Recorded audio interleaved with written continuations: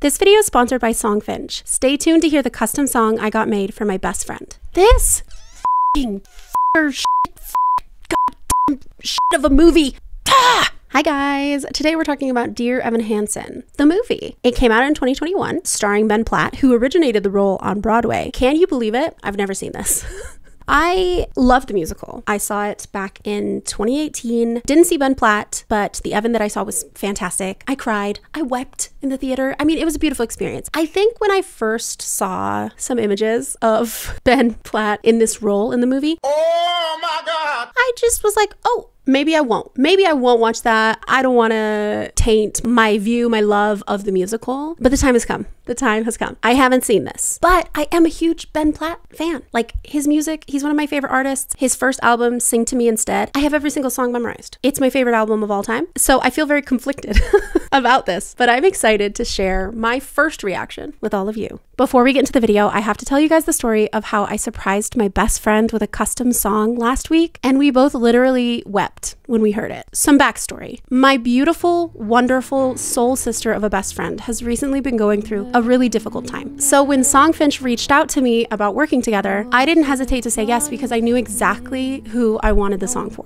Songfinch lets you create an original radio quality song inspired by your life and the people that you love. It's completely unique, personal, and lasts forever. The artist I chose, Georgia Parker, created the most beautiful tribute to my best friend called Easy to Love, and I was dying to show it to her. Realizes what a privilege it is to care for you in this life. You Actually makes me want to cry watching the footage back. It is definitely the coolest gift I have ever given. Songfinch is the perfect gift for a special occasion, like graduation, Father's Day, a birthday, or maybe as a just because I love you gift. Whatever the occasion, start your song now to lock in one of Songfinch's top artists and create a song that your loved one will always remember. For a limited time, Songfinch is letting my viewers upload their song to Spotify for free, so you and your loved one can listen to it anywhere, anytime. Go to songfinch.com/Hannah to start your song. After you purchase, you'll be prompted to add Spotify streaming for your original song for free, a $50 value. Thank you so much to Songfinch for sponsoring this video and creating a memory that me and my best friend will never forget. Remember to use my link, songfinch.com/Hannah, to create your custom song, and please tell me all about it in the comments.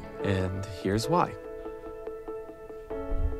Did you guys see those pill bottles? Our main character is crazy. Just kidding. That was a very obvious shot. Kid writing, all you see is his face close up and then pill bottles. You can't be scared to talk to other people. You said that you'd be better. You said this year would be different. You're overthinking it. Do you like First day having of no friends? school? All you have to do is just be yourself.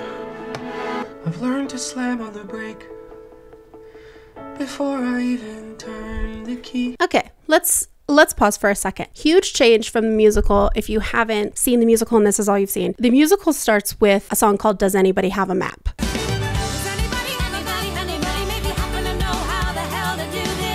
Maybe a controversial opinion. A lot of people don't like that song. I really like it. We get introduced to all these different characters. We get introduced to Zoe and Connor's mom and dad, and we meet Zoe and Connor, and we meet Evan, and we meet his mom. So it's really interesting that they did not open with that. I wonder if that's gonna come in. Probably not. They probably are just skipping it. Also, in this frame specifically, Ben doesn't look too bad. I would say he looks more like 25, but he's not too bad. So, okay, I'm kind of hopeful.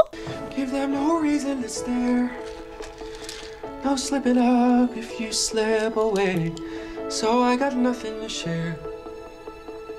No, I got nothing to say. Don't take pills without water. Why do people do that? Don't do that. I learned on TikTok that you can get them lodged in your esophagus. It's very dangerous. Don't take pills without water. That actually just, take a sip of water. Oh my God. On the outside, always looking in. Will I ever be more than I've always been? Cause I'm tapping. I love this song. Wait around for an answer to appear while I'm watching people pass. I'm waving through a window. Do you guys get it? He's talking about a metaphor of waving through a window, and then he's standing there in front of a window. It's pretty subtle. You have to have a real grasp of movie knowledge and the understanding of storytelling to get it, but that was pretty clever. I f***ing hated that. I'm sorry. What? When you say watching people pass, what do we see? People passing by his window. When he says waving through a window, we see him through a window. I know I just went on that rant about how they were spoon feeding us the fact that he's anxious and depressed by showing the pill bottles. That's crazy. That is crazy that that happened right after that. It's difficult for me to appreciate how good Ben Platt sounds when you give me shit like that. Bah! Wave through a window, Evan. I can see you. I am. I guess you can't see me. Weird.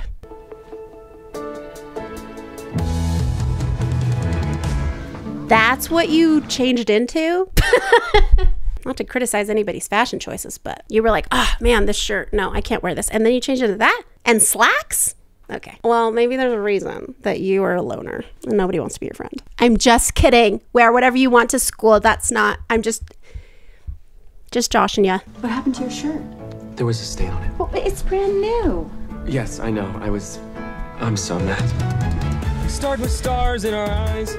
So I will say, in this frame, he's looking pretty. He's looking older than a high school student. I'm pretty sure Evan, he's not a senior, is he? Either way, he's 16, 17, 18 max.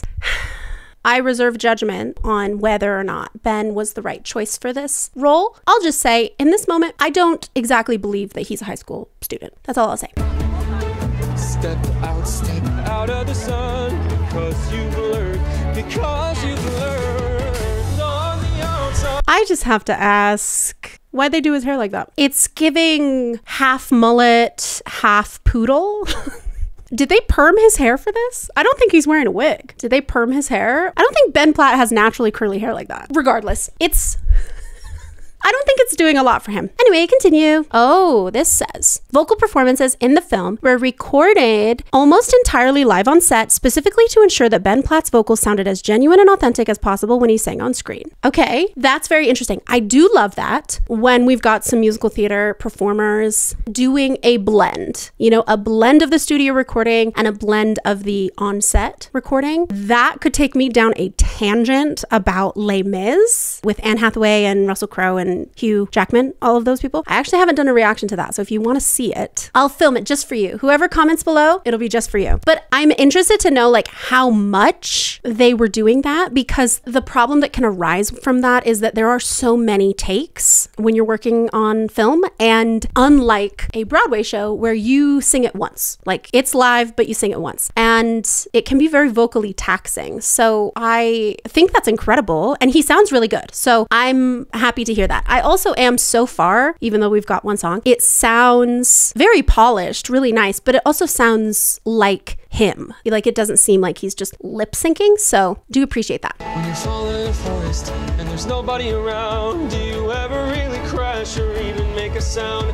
When you're falling in a forest and there's nobody around, do you ever really His high notes are the best. Did I even make a sound? Did I even make a sound? It's like I never made a sound. Will I ever make a sound? Okay, pause. So number one, I have to say, again, I freaking love this song. I love it. And I think maybe part of that is just nostalgia. My brother-in-law worked on Dear Evan Hansen back before it went to Broadway and when it was on Broadway. And so the first song that I heard was this. When it came out, he was like, here's the show I'm working on. And my partner and I listened to it on repeat. I really, really loved it before the cast album even came out. But it is very repetitive. It's very pop song. That is what Pasek and Paul are known for, which, by the way, Pasek and Paul wrote the music for Greatest Showman. So if any of these songs sound familiar, that's why. They have a very specific style, and you can see it throughout these movies. I really enjoy working on this song with students. It is challenging, not only because it goes high, but it has these really huge intervals, these big jumps. So to be able to sing it in a healthy, balanced, sparkly, powerful way, that takes a lot of skill. And Ben is doing it really, really well. I could listen to him sing this song all day. I find I know that this is a adaptation, so, and this is a musical, so things are up for interpretation. But I wish that he wasn't just standing in the middle of the crowd. When he gets to that point and he says, if you're falling in a forest and there's nobody around, I kind of wish that was a moment where maybe his anxiety in the hallway got the best of him, and he's in the corner next to lockers shoulders against the wall, like having his own moment trying to regulate. I think that that would show more. As of right now, since he entered the school, kind of all I'm seeing is I'm Ben and listen to me sing. I can sing the shit out of this song, which is true, he can, but I'm just like missing more. Can anybody see? Is anybody waving back at me? Is anybody waving?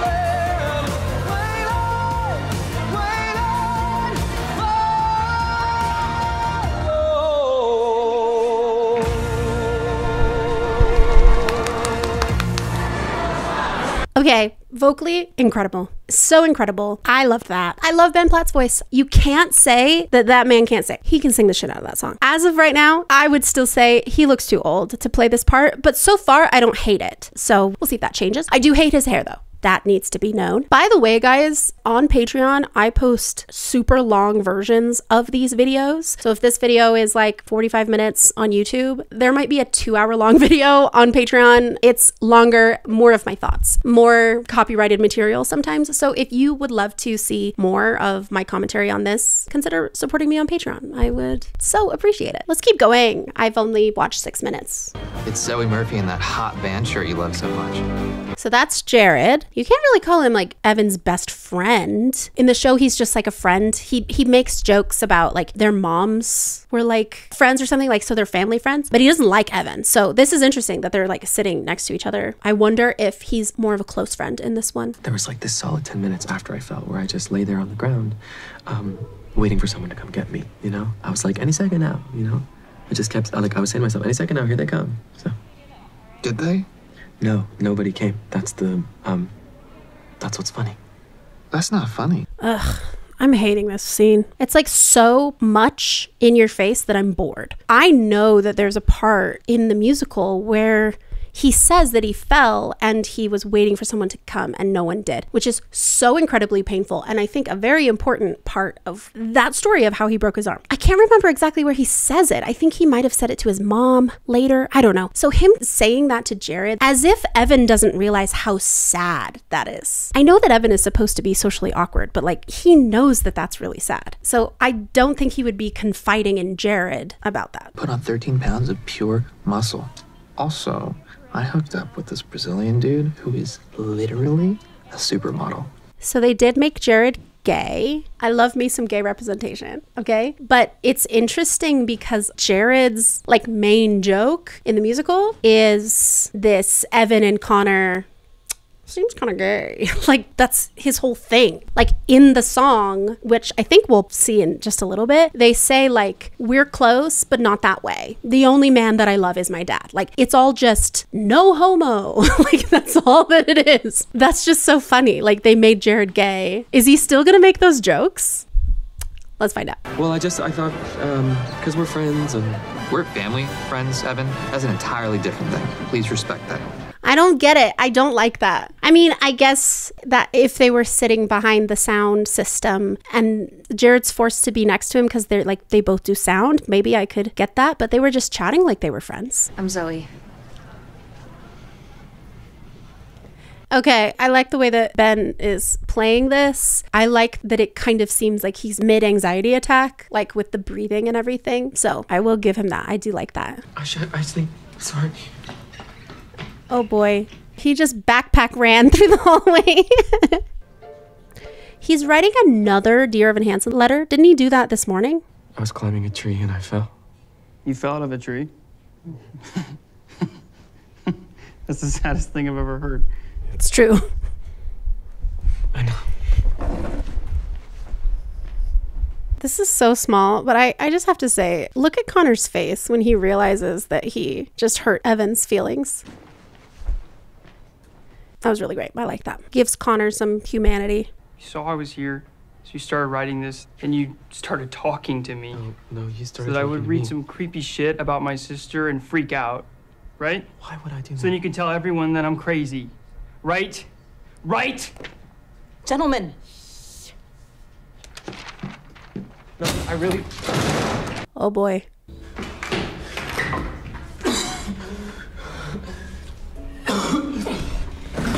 Was that supposed to be him throwing up? Because that was just like...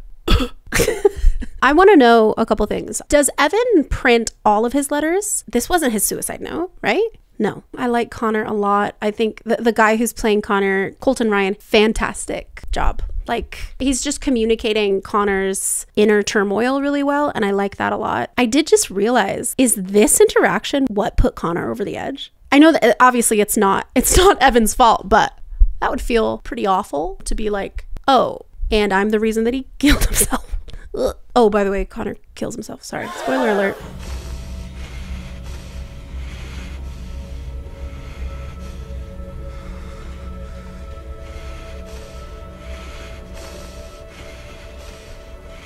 Okay, I think that there is something really, really important to mention from that sequence. Evan is running towards the tree. You see his foot go on the tree and then him grab a branch that breaks and he falls. Correct me if I'm wrong. For what I understand, that was a suicide attempt. So the way that they just framed it was an accident. I don't know if maybe later we're going to get more information that it was a suicide attempt, but that is making it look like an accident. Like in the middle of a panic attack, running, and then accidentally falls and breaks his arm. That just changes it. That changes everything.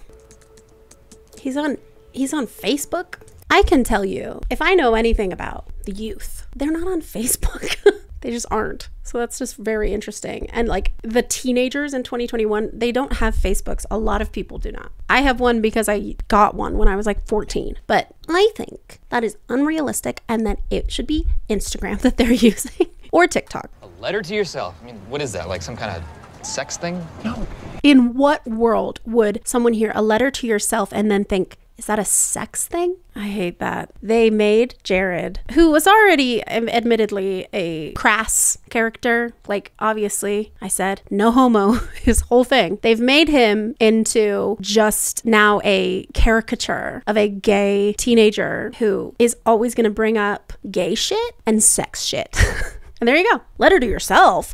What is that? A sex thing? No. Oh God. Oh, please. Please.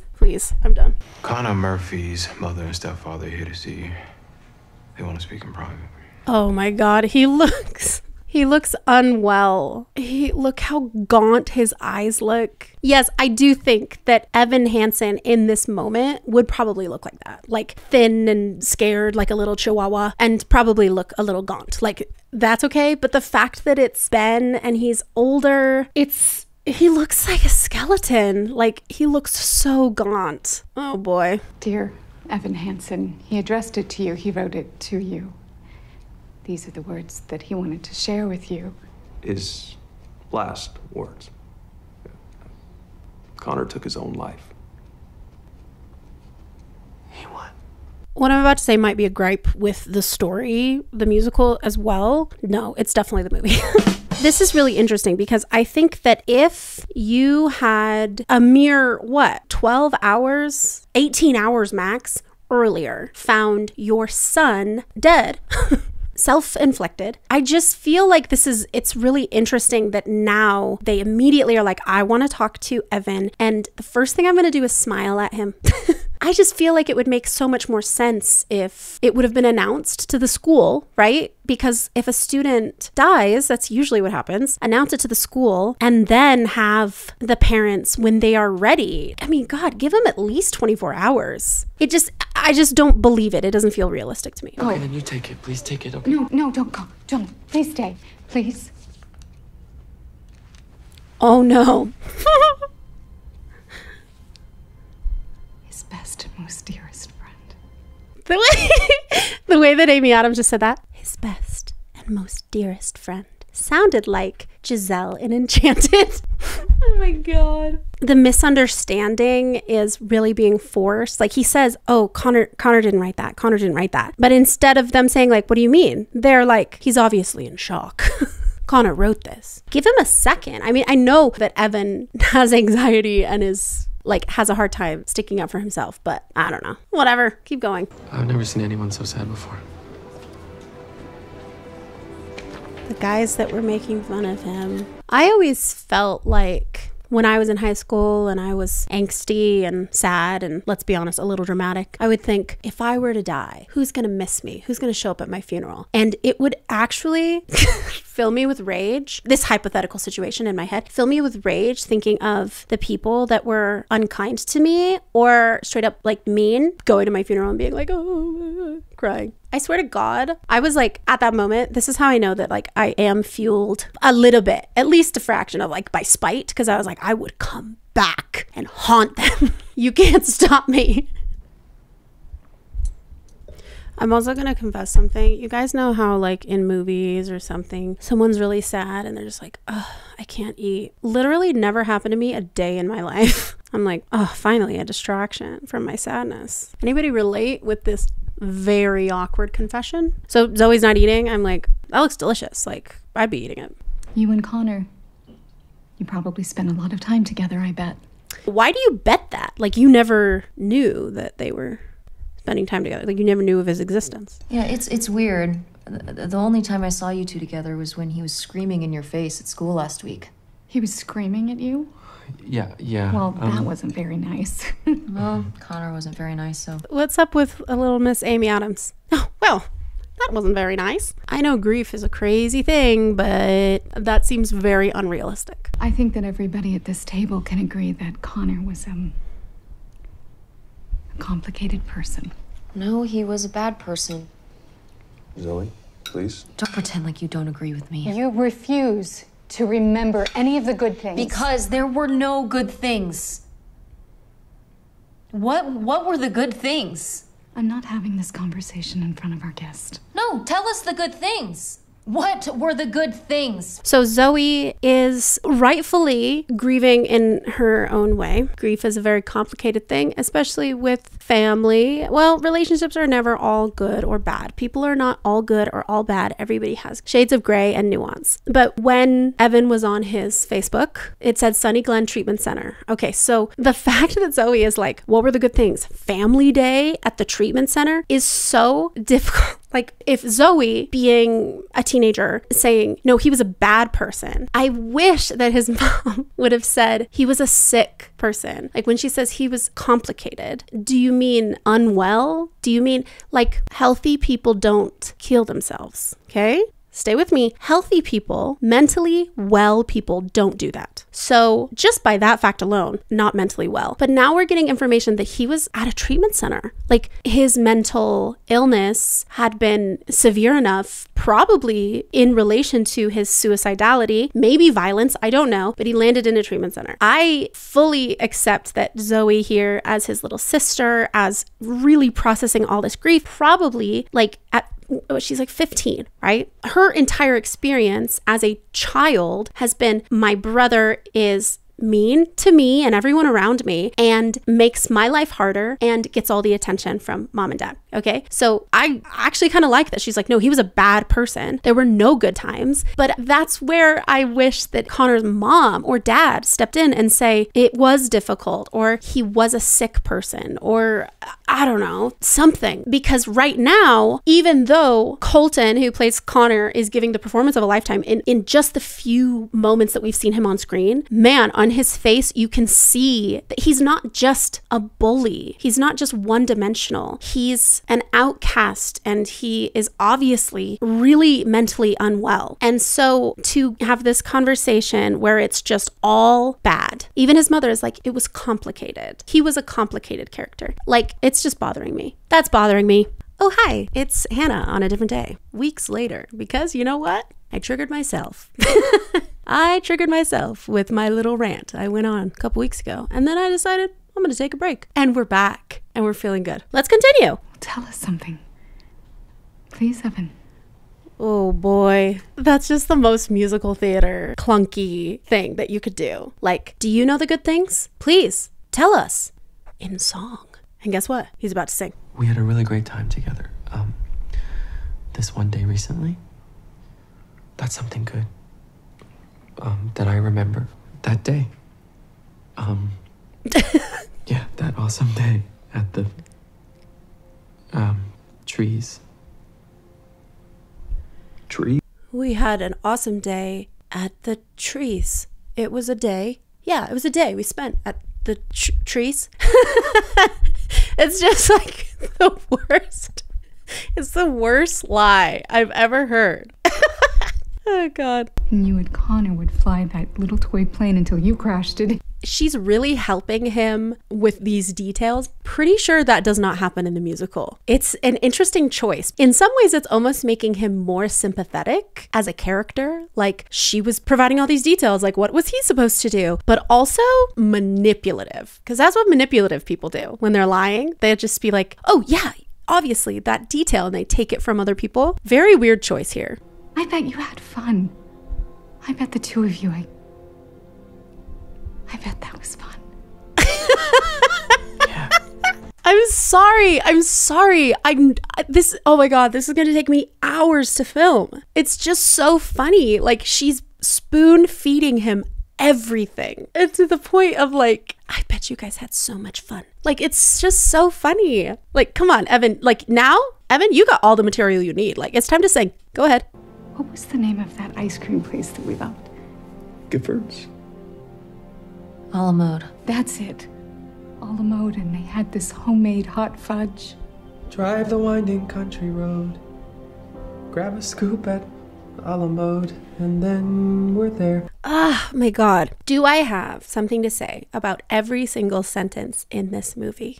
So far, yes. What can I say? I'm a certified yapper, all right? That's why I'm a YouTuber. I love to gab. I love to talk. I love to hear myself talk. What is going on? This is not how it is in the musical. And the musical has its own problems. But why?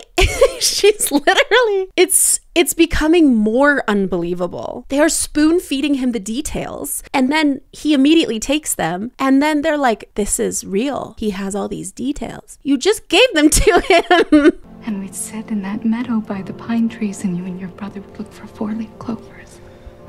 An open field that's framed with trees. We pick a spot and shoot the breeze like buddies do. He's acting out every word. We pick a spot and shoot the breeze like buddies do. Let the world pass And now by Ben for singing and forever. everything is okay. Feels like we could go on for forever this way. Two friends. I love this song. On a perfect day. I'd completely forgotten about that place. Well, I guess Connor didn't. Oh my God. It's just so cruel. Knowing the ending, not even knowing the ending, just knowing in this moment that this boy is lying. But not only is he lying about the relationship he had with their dead son, but he can see how much this means to them. It's actually so sad. Holy shit. I think that obviously I've said I've been a big Dear Evan Hansen fan for a long time. I love the music, but it's really hitting me. And I don't know if that's just me being older and wiser or if it's the choices they're making in this movie. But it's like, it's creepy. What is the word I'm looking for? The word that's coming to my mind is like malicious. In a video I made on my second channel where I was talking about Taylor Swift, okay, this will connect, okay, stay with me. I said that even if it isn't your intention to hurt anyone, when you are stuck in your own head, even if it's because of anxiety and depression, or like you're not just thinking about yourself. Do you know what I mean? Like you are stuck in your own head. You're thinking about how people are perceiving you, or maybe you're thinking about, you know, you're just in so much mental pain that you are stuck in your head. You know what I mean? You're still not thinking about those around you, and you have the potential to hurt people because you are so focused on yourself. I think that we've all been in situations like that, right? I have been in own situations where my mental health has not been good, and I have unintentionally hurt people around me because my brain was wrapped up in my own shit.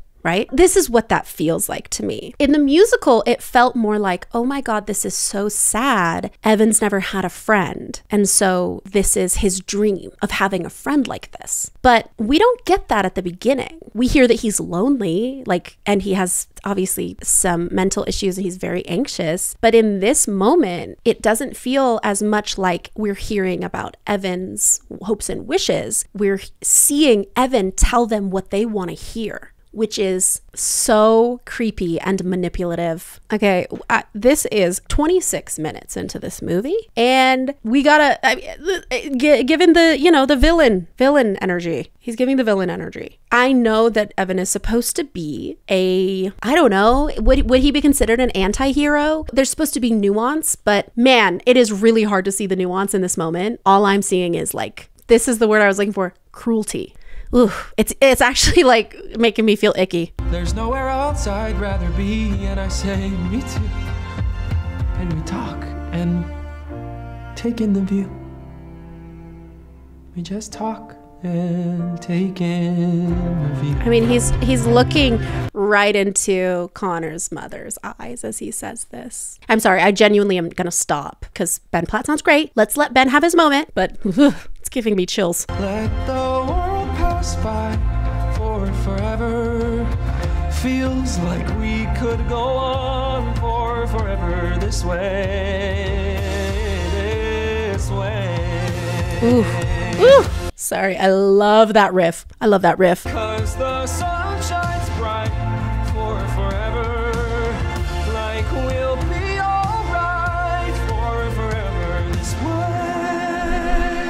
I want to point out something that's going on in his voice. As much as this has slowly become a movie review channel, this is a Vocal Coach Reacts. We're going to talk about the voice. So, Ben Platt, one of my favorite artists of all time. I love his voice. I think it's very unique. And I think he has made the transition from musical theater into his like pop album. I think he made that transition really well. So I want to point out something he's doing with his voice. And it's not bad. We're just observing, okay? Observing, not judging. As he goes up to these high notes, which by the way, For Forever has huge jumps. Same thing with Waving Through a Window. Like these are vocally very difficult. And these songs are very vocally difficult because of these huge interval jumps, because we have different registers in our voice. Having this big jump from our chest voice into another register, like our head voice, that's tricky. He's doing it really, really well, but you can see something happening with his position of his head and his throat. So see if you can spot it.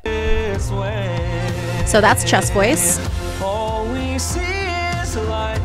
That top note, it's coming again. 'Cause the sun shines bright for forever. Especially right here. Like we'll be alright for forever this way. Okay, so did you guys see it? It's very subtle. Like we've definitely seen singers on this channel before that give a big stretch when they get up to the top notes. He's not doing it a lot, but he is doing it a little bit. And what that is doing for him is it's helping his vocal folds thin out, because that's what happens as we go up to the top. It's helping him get there, but keep the strength that he wants. And you can see when he sings, "Be all right," that note, that's a really strong, nice mix. A little squeeze here, but honestly, it sounds great, so I'm not gonna fix what's not broken. But then when he goes, "For forever this way," that's the same note as "be way, be all." Okay, it's not the same note, but it's up there, okay? He doesn't move his head because he switches into a head voice. "Be all right for forever this way." No head movement. So I'm watching for that stuff. A lot of people aren't going to see that because, like, what's the point? We're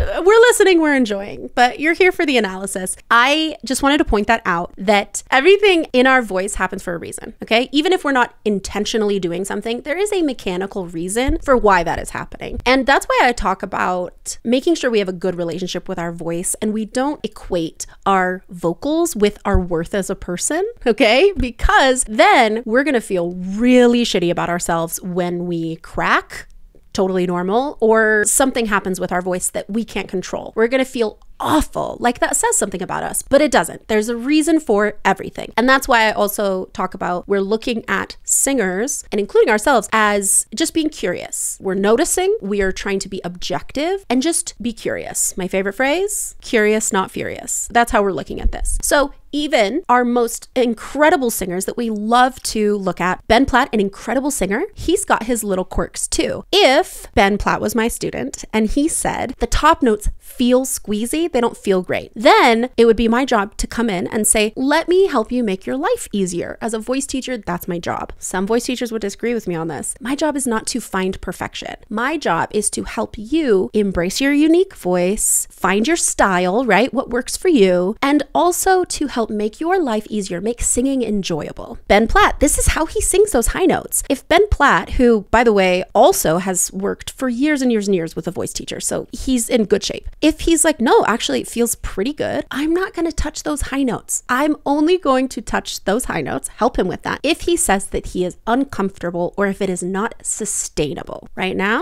I think he sounds really great. I just wanted to point out what's going on with his voice so you guys can notice it too. There he goes, racing toward the tallest tree. From far across a yellow field, I hear him calling, follow me. There we go, wondering how the world might look from up so high, one foot after the other. Acting out each word, very strange. Okay, I would have to look up like an old video of Ben on Broadway to see. Maybe he did this on stage, I don't know, but it is very strange in a movie. It might not be as weird when you're 100 feet away from a performer on a stage, but the way that he's like wondering how the world would look from up so high, it's really weird. It's not great. I climb higher and higher. Ooh, I love this part. Till the entire sun shines on my face.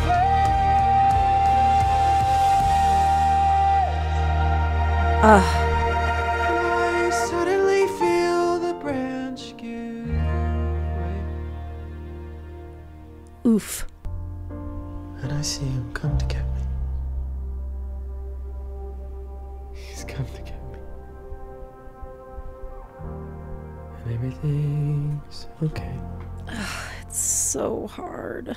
This is very sad. Evan talked about at the beginning that he kept thinking someone was going to come and get him and nobody did, which is so heartbreaking. But the sequence is interesting because, will you guys tell me in the comments, my interpretation when I saw the show was that he tried to kill himself. Like when he went up to the top of the tree and he fell out and broke his arm. Or maybe he wasn't trying, but he was thinking about it. I don't know. But the way that that was just shown of him running through the forest and climbing up the tree, he kind of looked, I mean, he wasn't like exactly smiling, but he kind of looked like exhilarated. So I'm a little bit confused by that. So is it me? Am I wrong? Did he not try to kill himself? Buddy, you and I for forever this way, this way.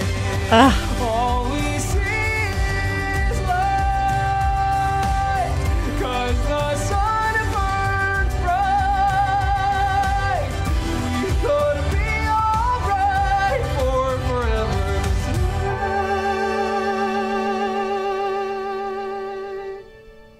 Two friends,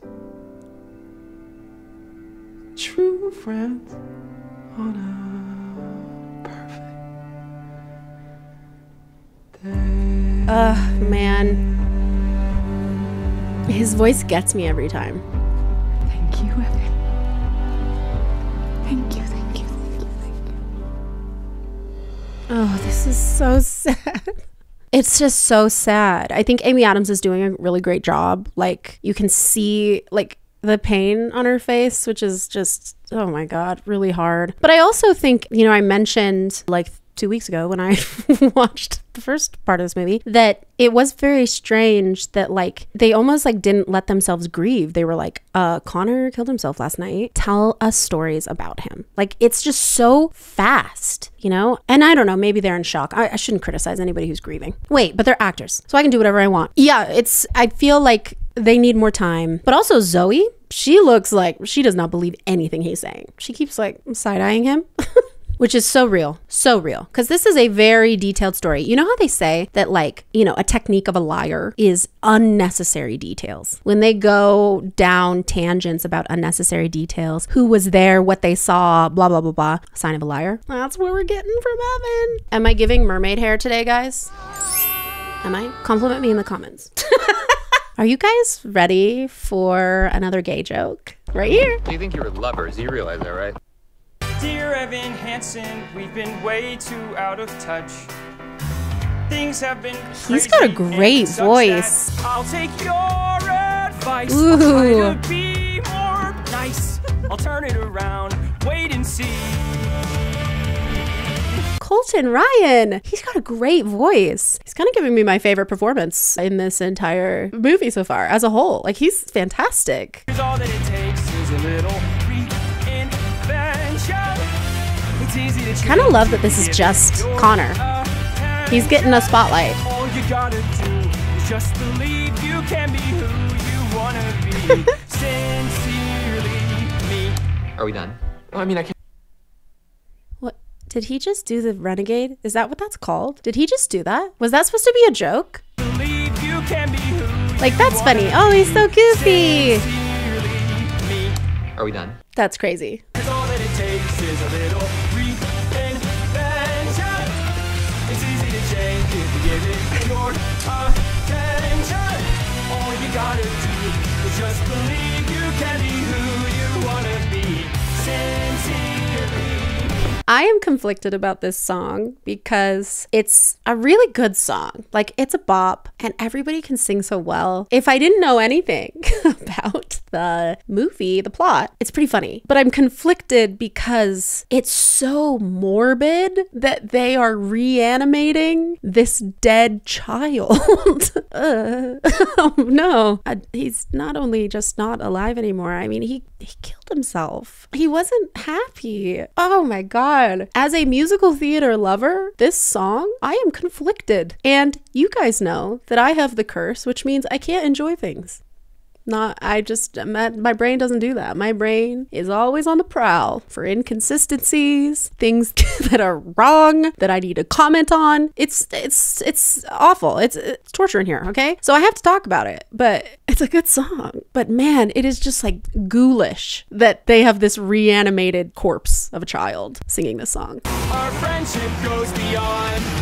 Oh my God. Kind of fun, but not because they're gay.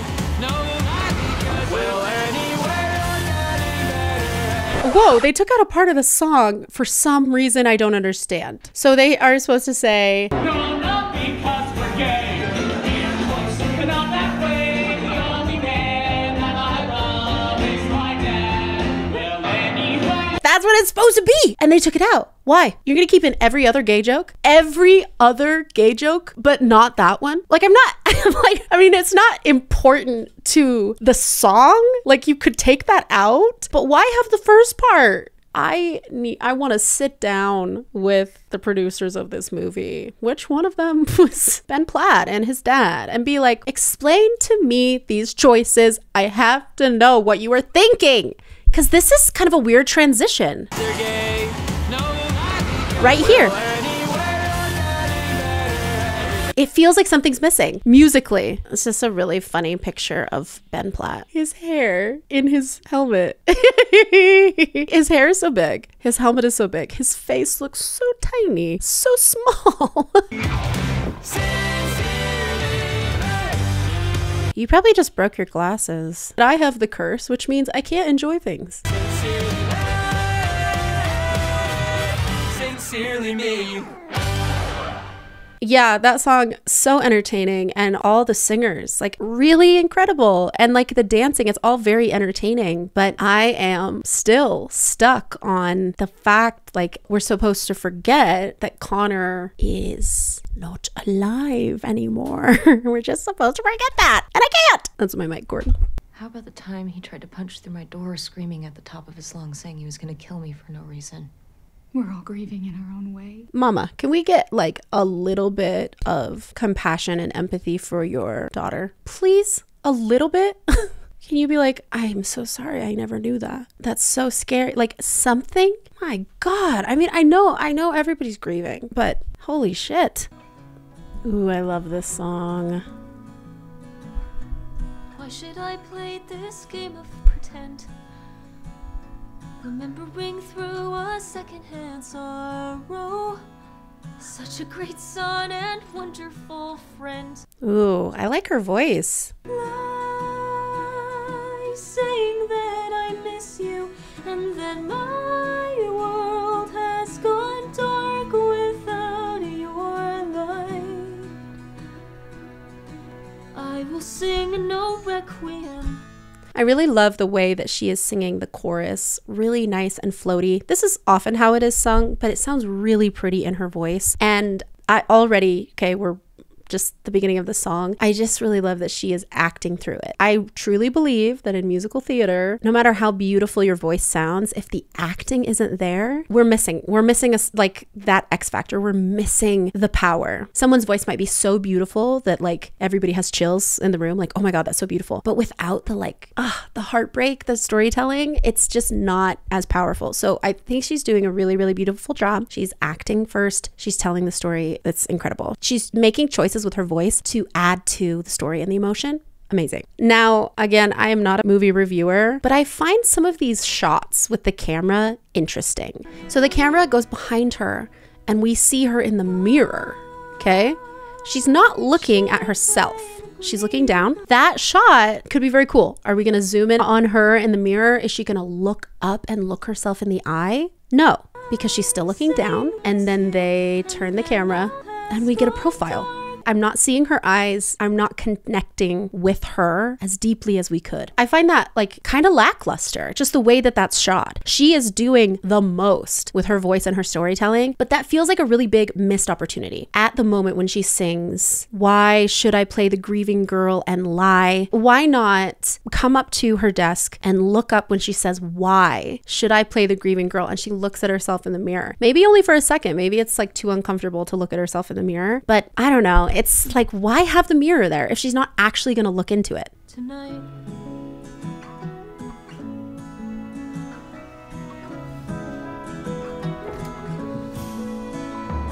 We gave you the world, you threw it away, leaving these broken pieces behind you. Everything wasted, nothing to say.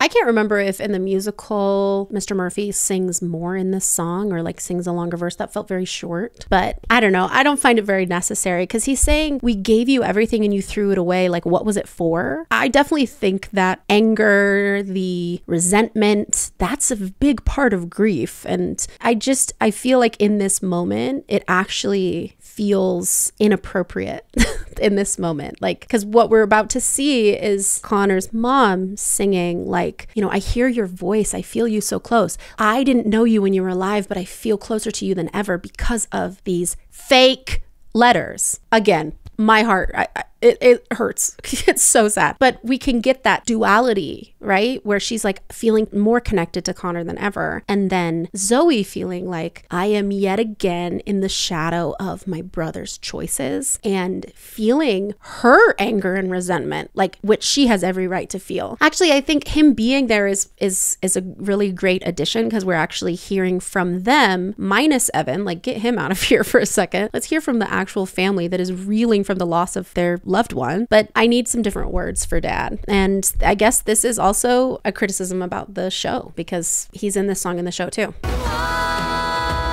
Oh.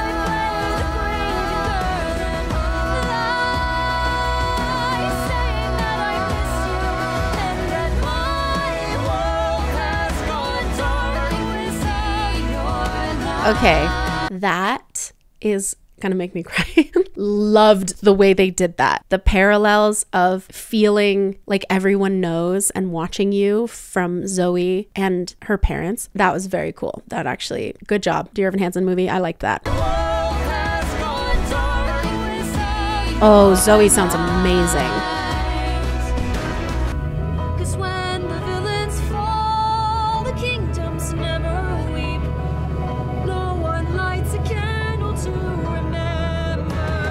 Oh, girl, be safe.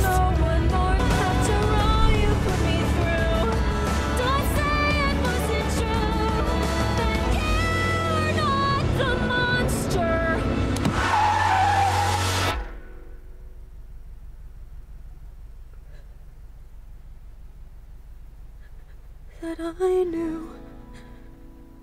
Oh, boy. Oh, brother.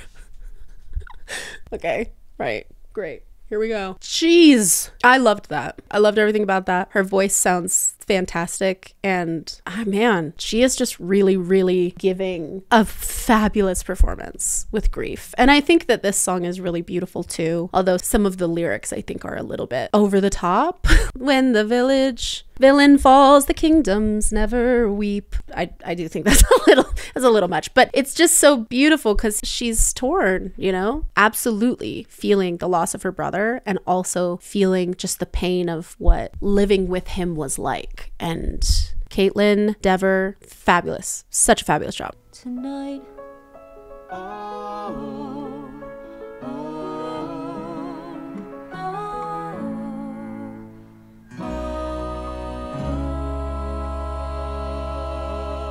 Ooh, those harmonies were so fantastic. So good. Oh man, they all sound really great. They're all grieving in very different ways, and yet they're feeling similar things, right? And that's the complicated part about grief. It is messy and different for everyone. I believe that there's no wrong way to grieve. Like, truly, I think that whenever I have had a friend or a loved one that is grieving, I've always said, let whatever emotions come up that come up, you know, like it's okay. Whatever comes up is what you need to feel, because I think in instances of grief, a lot of people will feel they'll go through shock and then be like, why am I not crying? I'm so heartless, or kind of criticize their own response when grief is something that no one ever really expects most of the time. And so you can't, you know, criticize yourself for that. So I really, really love the portrayal of grief from each of them, which makes it even more horrifying.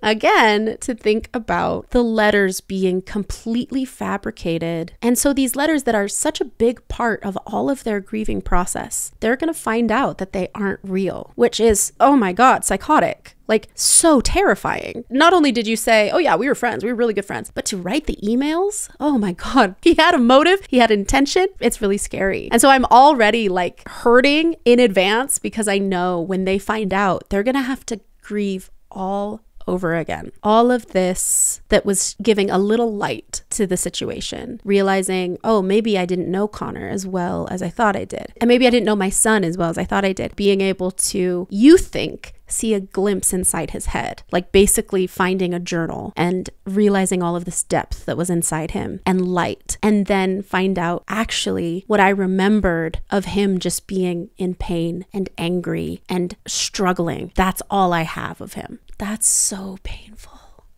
Ugh. I really thought that I was going to be able to just have a silly, goofy time with this movie, making fun of it. It would all be in good fun. We've all seen the pictures of Ben Platt, okay? We were just going to have a little ha-ha, hee-hee moment. No, not for me. Am I taking this movie too seriously? I don't think I am. It's very serious. I'm there. Gluten-free apple pie. Count me in. Oh, is that the... Gluten-free apple pie? You bet. It looks... Inedible? It looks delicious.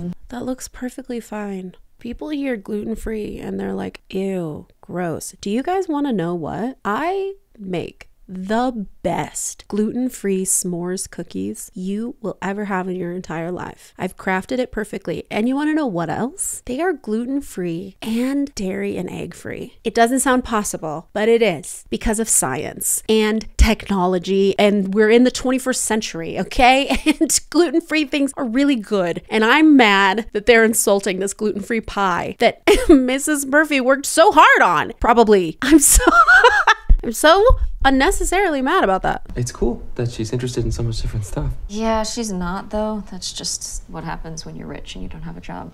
You get a little crazy. Well, my mom always says it's better to be rich than poor. So. Yeah, well, your mom's probably never been rich then. Yeah, you've probably never been poor.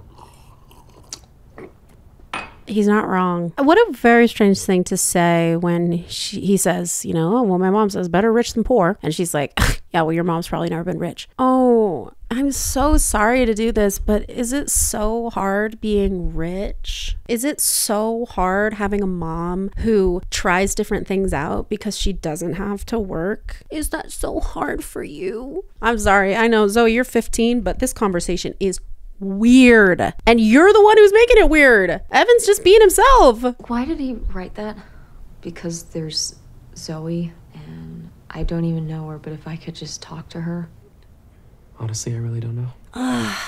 He did write that in his, what they think is his suicide note, right? Ooh, that's even worse. Oh my God, that's even worse. He's already making up a narrative that he actually really cared about his sister, but couldn't tell her. But he's letting them believe that he said, like, if only I could talk to her. So now this 15-year-old girl is like, what did he want to say? Maybe I should have talked to him. I just, oof. Here's something. Whenever you have a solo in jazz band, you close your eyes. You probably don't even know you're doing this, but you close your eyes and you get like, I don't know, it's like a half smile, like you just heard the funniest thing in the world, but it's a secret and you can't tell anyone about it. But then the way that you smile, it's sort of like you're letting us in on the secret. Yeah, your brother would definitely say that. There's nothing like your smile, sort of subtle and perfect and real. You know, yes, I have something to say. Obviously, I know the song. I know it. It is just so uncomfortable. Like maybe it was because I was younger when it came out and there was all the hype. You know, you think it's sweet because he's telling her how he truly feels because there's this barrier because he's like, oh no, actually it was him. But the problem is you're saying things that are very romantic that an older brother would not say. Like that you get this beautiful, genuine smile. And then in a second he says like, when you dyed your hair blue, he thought it looked like really cool. You looked really pretty. And then he's like, oh, I mean, just kidding. You looked, it's weird. It's weird. If I was Zoe, I'd be like, he said that? Mom! I'm going to try and just focus on Ben Platt's voice and not how weird this song is. Let's see if I can do that. She's everything to me, but we're a million worlds apart. That was really pretty. I like that. Did he say anything else? Did he say anything else? Like maybe this song could use a second verse? Oh, it's so clunky. I mean, I'm sure there are other musicals that do this, okay? But it is so clunky to just be like, please tell us. Music starts. Please, did he say anything else about me? Your turn. It's so, oh my God, it's so uncomfortable. I'm uncomfortable. The best ones. So he thought it looked pretty cool when you put indigo streaks in your hair. No fucking way. And he wondered how you learned to dance like all the rest of the world isn't there. This... I can't keep doing this. I have been filming for 2.5 hours and this movie is half over. It's just creepy. It is creepy to see him sitting like this, trying to make himself as small as possible in the seat, in his sweater vest, looking like a chaperone at this school dance, just staring at her. Weird. Add on to the fact that this whole song is weird. Would even start if I could tell her. Ooh, that's a little squeezy. If I could tell her, but what do you... Interesting vocal choice there, okay? Again, we have a very difficult song because of the huge jumps. Tell her, huge jump, especially for me, that is in a comfortable range, but we have Ben Platt who sings much lower, obviously. We have a different range. We're talking about a baritone tenor and a soprano, but for him, that's a huge jump. And he knows in a second he's going to get into the bridge and he wants that to be more powerful, but that wasn't as subtle of a shift, a blend as I would have liked. On her, it kind of felt like tell was all nice and balanced and then her was just really big. If I could tell her. And he's squeezing and you can see the tension in his forehead too. But what do you do when there's this great divide? Seems so far away. And what do you do when the... I'm sorry. Oh no. Actually, okay, this is making it creepier. They actually made this creepier. They took out the comment of he thought you looked really pretty. Actually, they took that out and yet made it 1,000,000 times more creepy by showing these moments of him watching her. Oh my God. Someone save me. I said at the beginning of this video that I hadn't watched it because I saw some screenshots of Ben Platt and I kind of didn't want it to be ruined for me. So I was like, I'll just stay away. I'm afraid of what this video is going to do for me and my love of this show. Actually, let's be real. It's going down the tubes as we speak. Every moment of this movie, as it passes, my love for Dear Evan Hansen is slowly going from love to like to contempt. Where are we going to end up? At hatred? I don't know. I guess it's just... They made it worse. They took a song that was already creepy and they made it worse. And they could have cut this song, okay? They could have had anybody have a map from the beginning of the show, which I think is very necessary to open the show, okay? I understand why they took it out, why they didn't think it was necessary, but I think they could have kept that and gotten rid of this song. If they really wanted to make Evan more sympathetic and make him less of a villain, there are a lot of things they could have done, but they could have taken out this song. Or at the very least, they could have not added all of these extra scenes of him just standing there and look, he looks, oh my God, he looks like the 23-year-old that hangs around the high school. Oh God. The distance is too wide. I don't know anything. How do you say I love you? Creepy. I love you.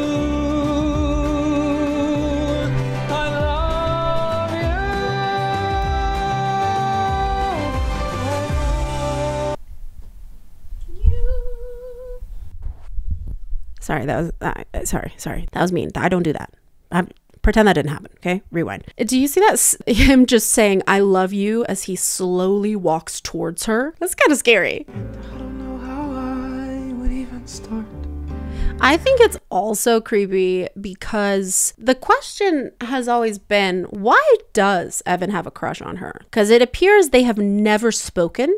Ever. And also, I believe she's younger than him, okay? So it's just like really weird. And then seeing him stare at her. So when he says, but we're a million worlds apart, he's like, we do not interact, but I stare at you a lot. And I go to your jazz band concerts to stare at you some more because I love you. And isn't that so romantic? No. Audience of this movie, we will not be manipulated or gaslit into thinking this is cute. This is healthy and romantic. We're not going to do that. This is creepy. I don't like it. And on top of that, he is pretending that it's her dead brother.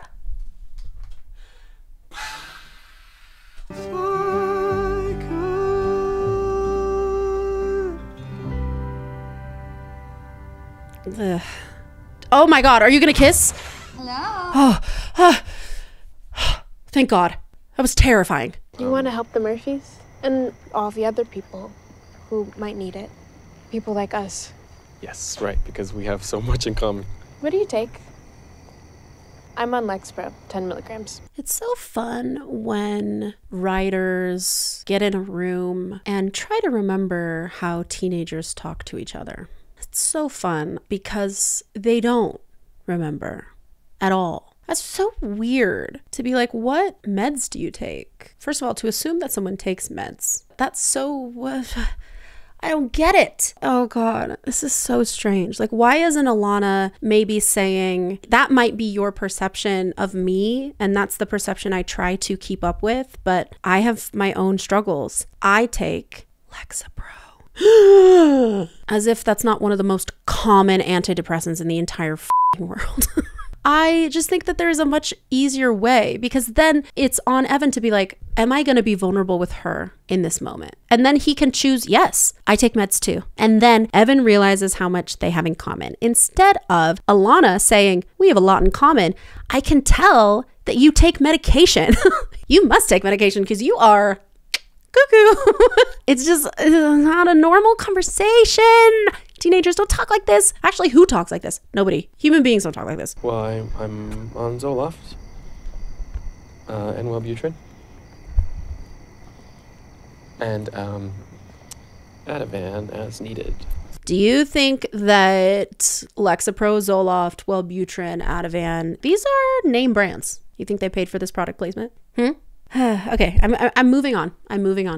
You ever look at all the people who seem to know exactly how to be? Okay, this is a new song. I haven't heard this before. The anonymous ones who never let you see the ache they carry. She's got a really pretty All voice. of those anonymous ones who never name that quiet pain they bury. I'm glad that Alana has a bigger part in this movie. I think that's really fun. So far, it feels a little surface level, so I hope we get more to her character. But the actress, she's killing it. She's got a really great voice. And so far, I like the song. It fits in the musical. It works. Outfit change, she looks so cute. Because I have to comment on that. How deep and dark they go. Ooh. We're somehow not alone. It's all we're hoping for. And then we wouldn't have to be anonymous anymore. She sounds beautiful. I really like her voice. It's a bit of a mess, I know. We still haven't decided what to do with them. Everything. She's not going to give him some of his clothes, is she? Larry was so excited to take him shopping. He dragged him to Brooks Brothers and they picked out a suit, some shirts, and this tie. Don't wear his tie.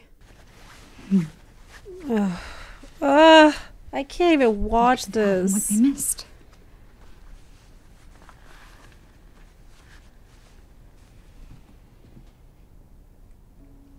You're so handsome.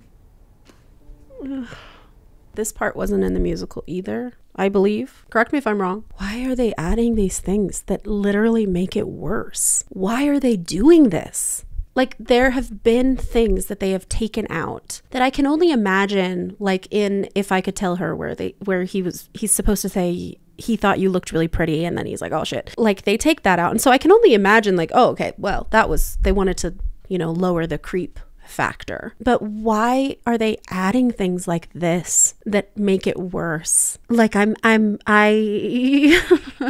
kind of like when they, sit with him in the principal's office and they're like, Connor killed himself. They see that he has the cast and he's just kind of like frozen. I guess kind of understand maybe why he would be like, oh yeah, we were friends. But you can't blame everything on him being anxious and depressed, having social anxiety, and just being like pressured, giving into the pressure to give them what they want, because it is all about him.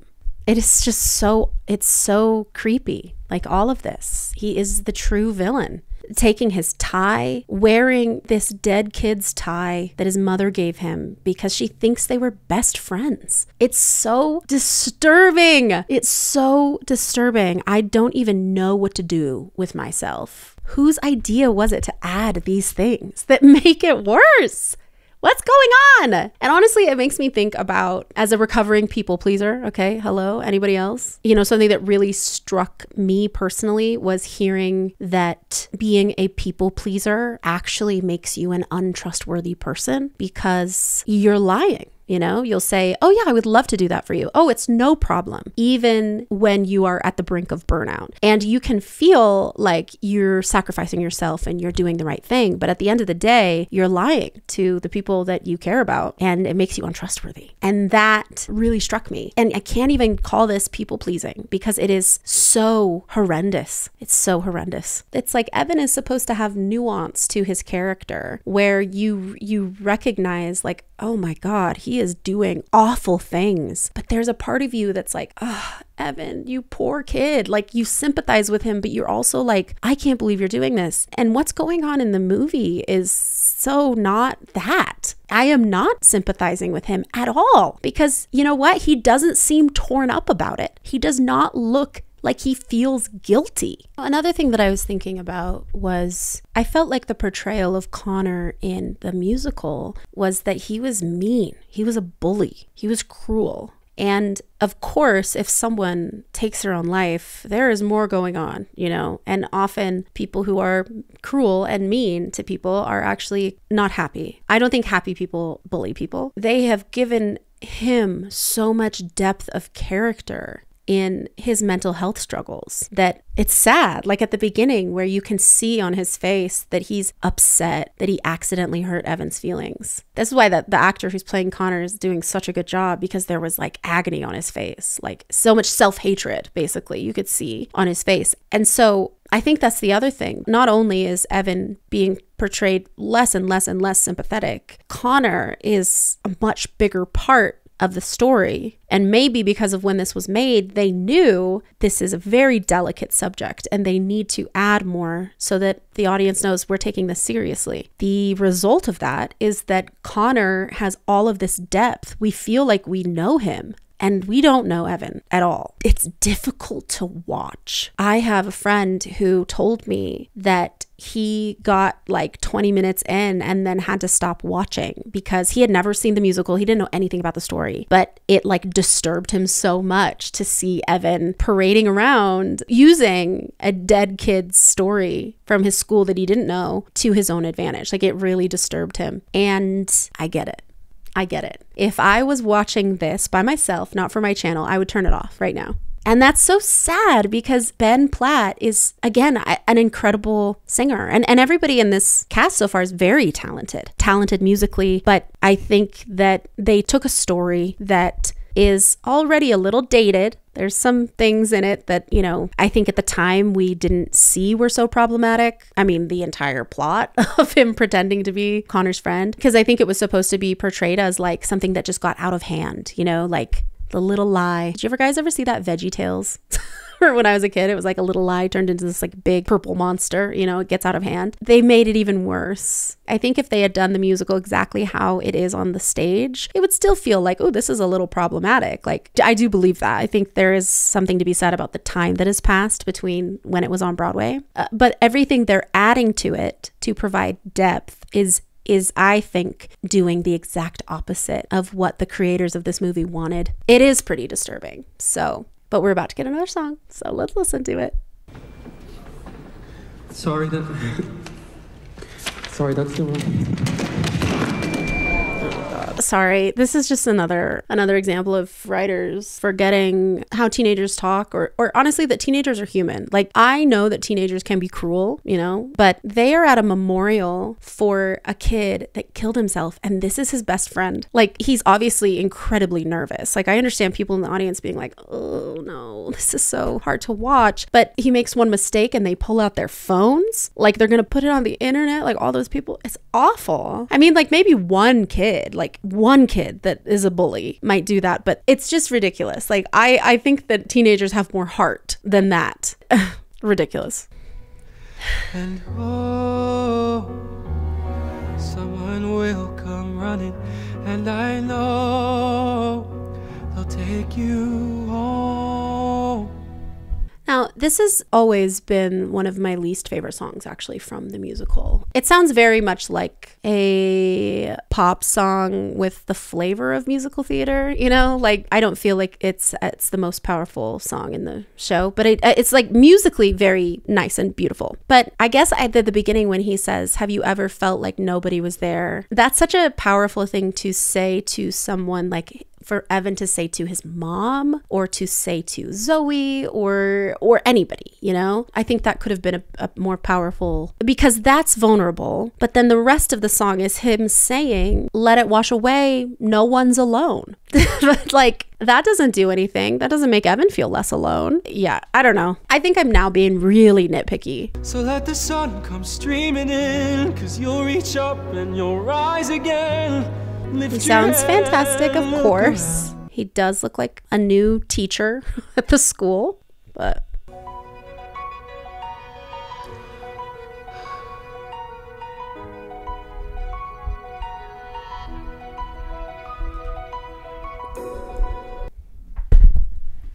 I'm gonna scream. I'm gonna scream. His best friend died. You won't believe what happens next. Okay, number one, in this world, what has been established is that these songs, the singing is only something we can hear, okay? And in the show, he's saying the things in the universe of the show, okay? Does that make sense? And so we can only assume that he was on this stage giving a speech. the speech, okay? I actually think a better choice would have been to have Zoe play the guitar and he would sing, and we would know that in this universe he is actually singing. Because, oh God, it just feels like this, if you really want to believe that this would go viral, it would go viral on Facebook, okay? Right next to a picture of risen AI Jesus would be this nervous, anxious kid stumbling his way through a tribute to his dead best friend.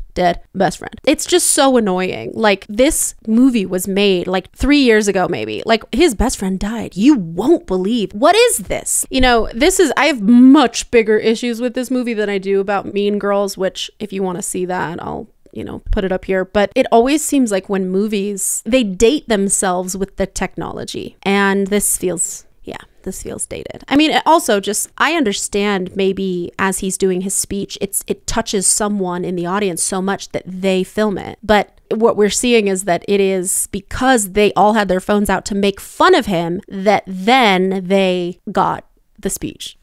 God. So thank you, Evan Hansen, for doing what you're doing. I never met you, Connor, but coming on here, reading everyone's posts. Evan is exactly right. We are not alone. We are not alone. I actually might need to take a break and film the rest later because it's so sad. Am I taking this too seriously? Guys, I'm so sorry. I can't even talk. It's just, not only did he just manipulate and make Connor's family believe with all these stories that he was his best friend, all of these people are taking his stories and then saying, wow, I wish I could have known you, Connor. I wish. It's just all a lie, and it is so fucking dark. It's just real. It's really getting to me right now.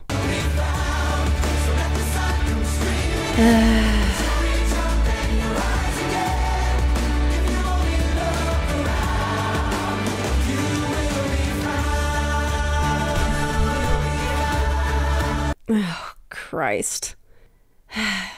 Okay, I want to say one thing about this song. I think all of the soloists are really great, and the singing is so good. And I like that they are not using too much auto-tune. It feels very much like seeing it on Broadway, like really, really talented. I think that it's a great song, and it's just used inappropriately. I'm back. It's the next day, and I'm ready to finish this GD movie. You know what I mean? There's an hour left.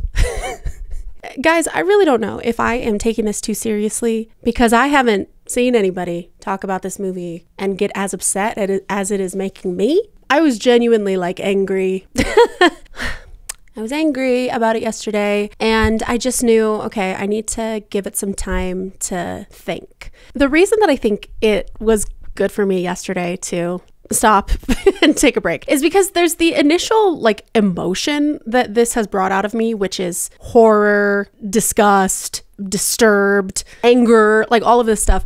But underneath that, there are some real critiques. And I think it was good for me to have a night to just like mull it over. And hopefully I can give you guys maybe some more coherent thoughts today, and I won't be so angry. Oh gosh, I regret watching this movie.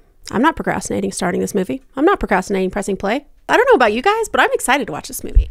I think that it's not going to hurt my feelings. I think it's going to be great.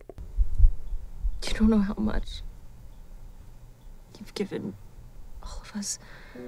My family, me. He's about to take it away. You've given me my brother back. Oh.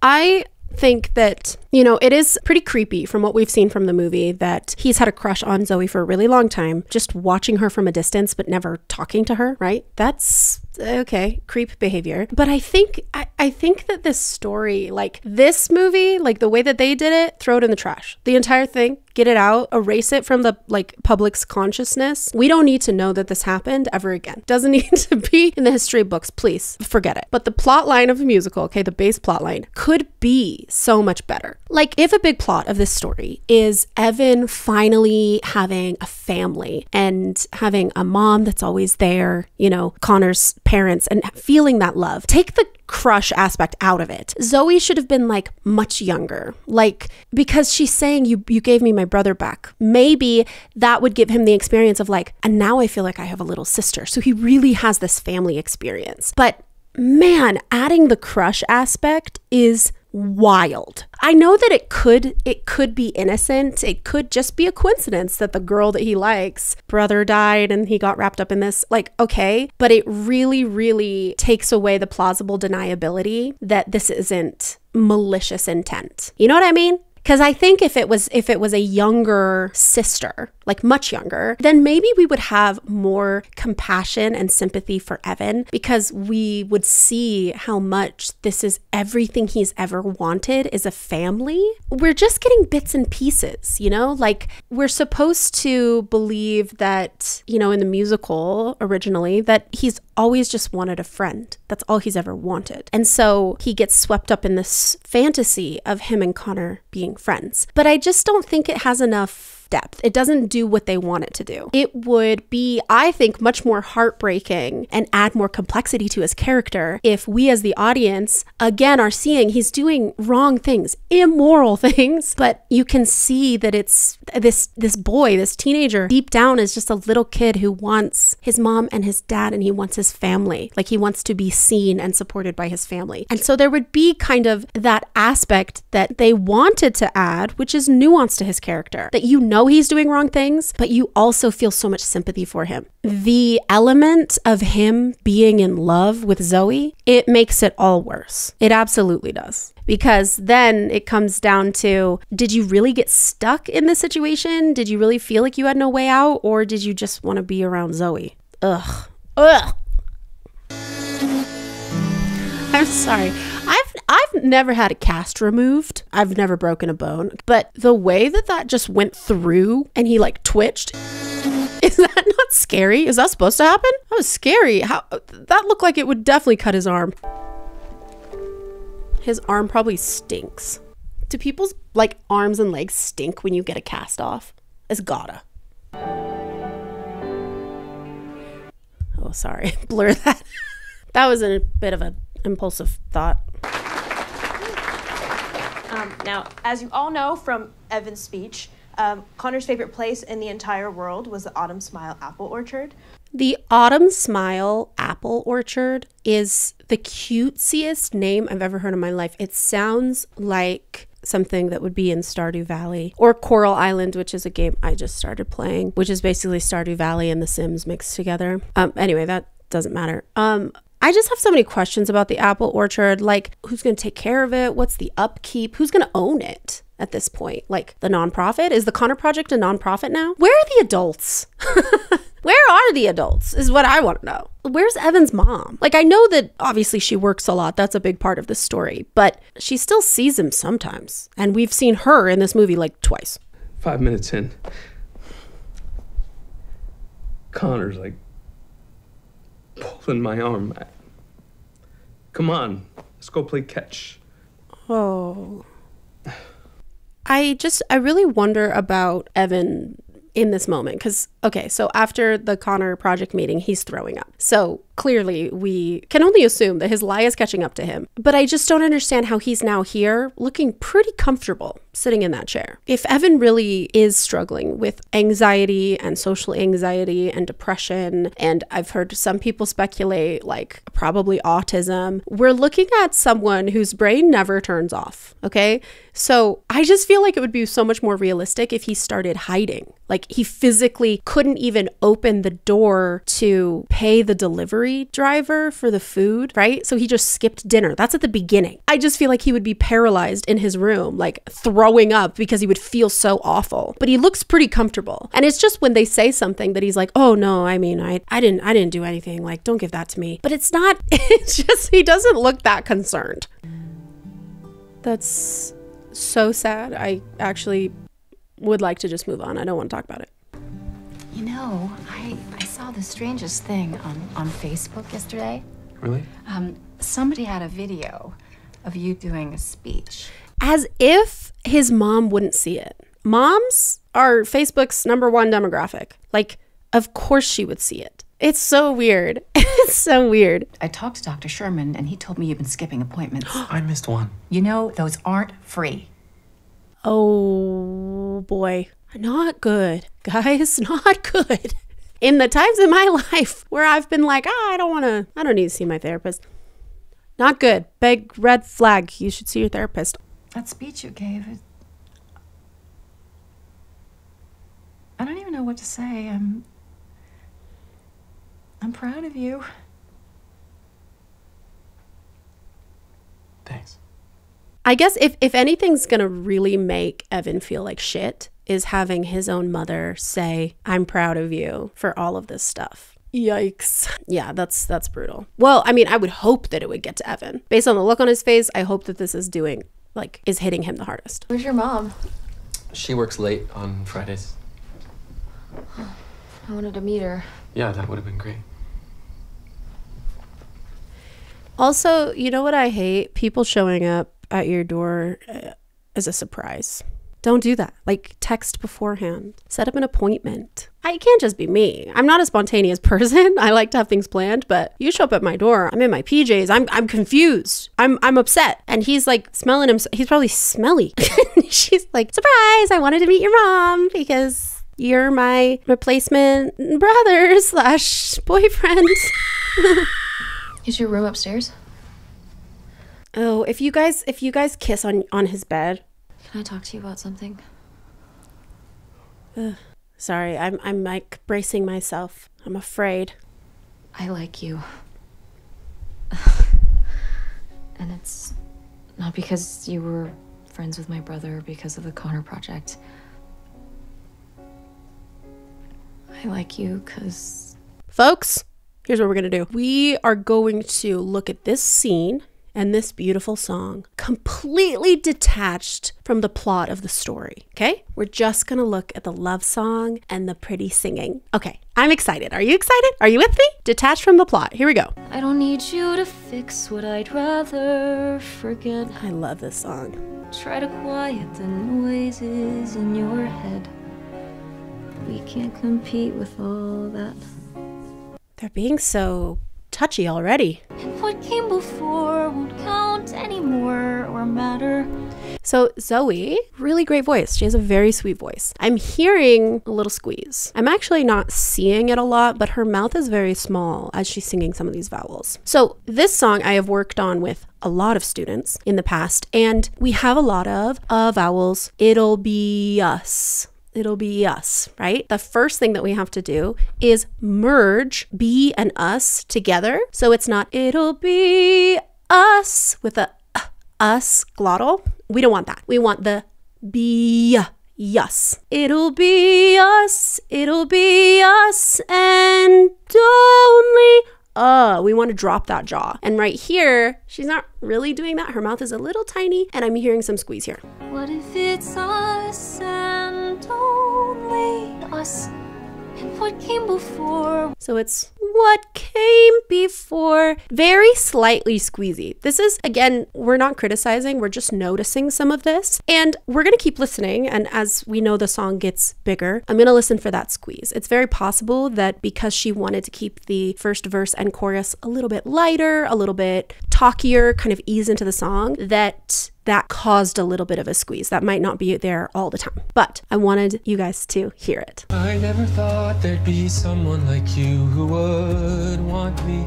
Okay, I am gonna say something, okay, about the plot. I love you guys. Are you here with me? First of all, a lot of eye contact. He stands up. I give you 10,000 reasons. We know how intimate eye contact is, okay? It's very vulnerable. Evan struggles with eye contact because he's constantly nervous and feeling like, you know, he's in fight or flight all the time. So it's like a little too much. And the same thing from Zoe. I want a little less, honestly. I want some of these to be things that she's saying out loud for the first time. And then she looks at him in the eye and he says, I never thought there'd be someone like you who would want me. And then look at her.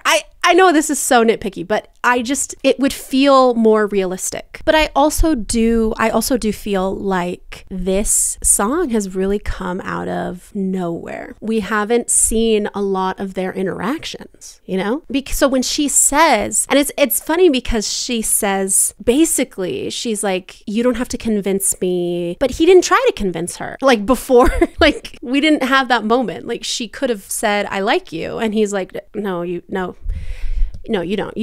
That's silly. You shouldn't do that. Like we didn't have that moment. And then she started singing. I don't know. And so I think what we're getting here is that there is more that we have seen, that there is more that has happened off camera that we have not seen. And that's a problem. You know, you couldn't even give us a little montage. Instead, you got to give me him staring at her in the hall and on the bleachers at the dance. That's what we're going to get.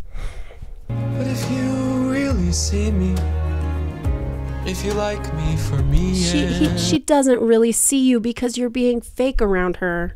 Beautiful song. and only us, That was a big old squeezy only. Let's listen to it. and Only. Do you guys hear that? That's really interesting. I have never heard him do that before, and I'm wondering why they didn't record it again. He did a mix between singing on the recording and then, you know, singing along with his voice live, which I think is really great. And you can hear that in all the singers. Their performances feel really real. Right there, I'm just wondering, why didn't you do it again? Because I'm hearing only, and it's a very strong diphthong. A diphthong, I'm going to put the word on the screen. Sounds weird, but it is two vowel sounds together. So I, O, right? Those are two vowel sounds. So we got a bit of a squeeze there. If I was going to coach Ben through that section, and well, if I was going to coach anybody through that section for my male singers, I would say we're looking for a more vertical mouth instead of wide, and our chin should stay down. So we're looking for be us and oh. That's what I heard. Instead of can be us and only us. Do you kind of see that my mouth is more, almost a little pouty? It's taller and it's poutier instead of being kind of tight, wide, and small. 4 won't count anymore, matter. We can try that. It's not so much. I'm sorry, they look 10 years apart in age. I'm sure that actress is, I would be shocked if she's older than like 21, but she looks like she could be 14 or 15, and they styled her to look like that. She looks age appropriate in this role. And obviously the big thing on the internet, we can all agree, Ben Platt does not look age appropriate for this role. And I knew that coming into this. I just thought it was going to be like funny, you know, like, oh, look how silly he looks, you know, with the way that they styled him. In moments like this, it's adding to the creep factor, because you know how I said he looked like the 23-year-old that just like hangs around his old high school, takes his 17-year-old girlfriend to prom, you know, that guy. He literally looks like that. I feel like I'm this screenshot, I feel like I'm watching a groomer. They sound really pretty together. There's a lot of just singing at each other, and this is a musical, of course. Of course there is. But this is like exactly the staging that happens in the musical, because they are in his room, I think. Or are they in Connor's room when they do this? I don't know. They kiss somewhere on a bed. I actually don't want to know. Don't tell me in the comments. But they just sing at each other. They sit next to each other. It's very, you know, one note, because the song, the music is the most beautiful part. And you're watching from 100 feet away in an audience, okay? Here, it just feels really bland. Like, this is the moment where we could get a little montage. We just got a shot of them at the dance, but there could be more, okay? They could be singing with their foreheads together, because you don't do that on stage because your mics are right next to each other. You could be doing that, and it could be like close up and pretty. It's just kind of, I'm like, I don't believe it, because they are just staring at each other singing. Realistically, if two teenagers or a teenager and a 25-year-old man were in a room together, oh, whoa, rewind. No, okay? If two teenagers were in a room and we're like, hey, I really like you, they would start cuddling. They would be closer than they are. But also, I don't want to see them that close. Oh my God, this movie is breaking me. I can't, nothing about this feels good. My stomach hurts.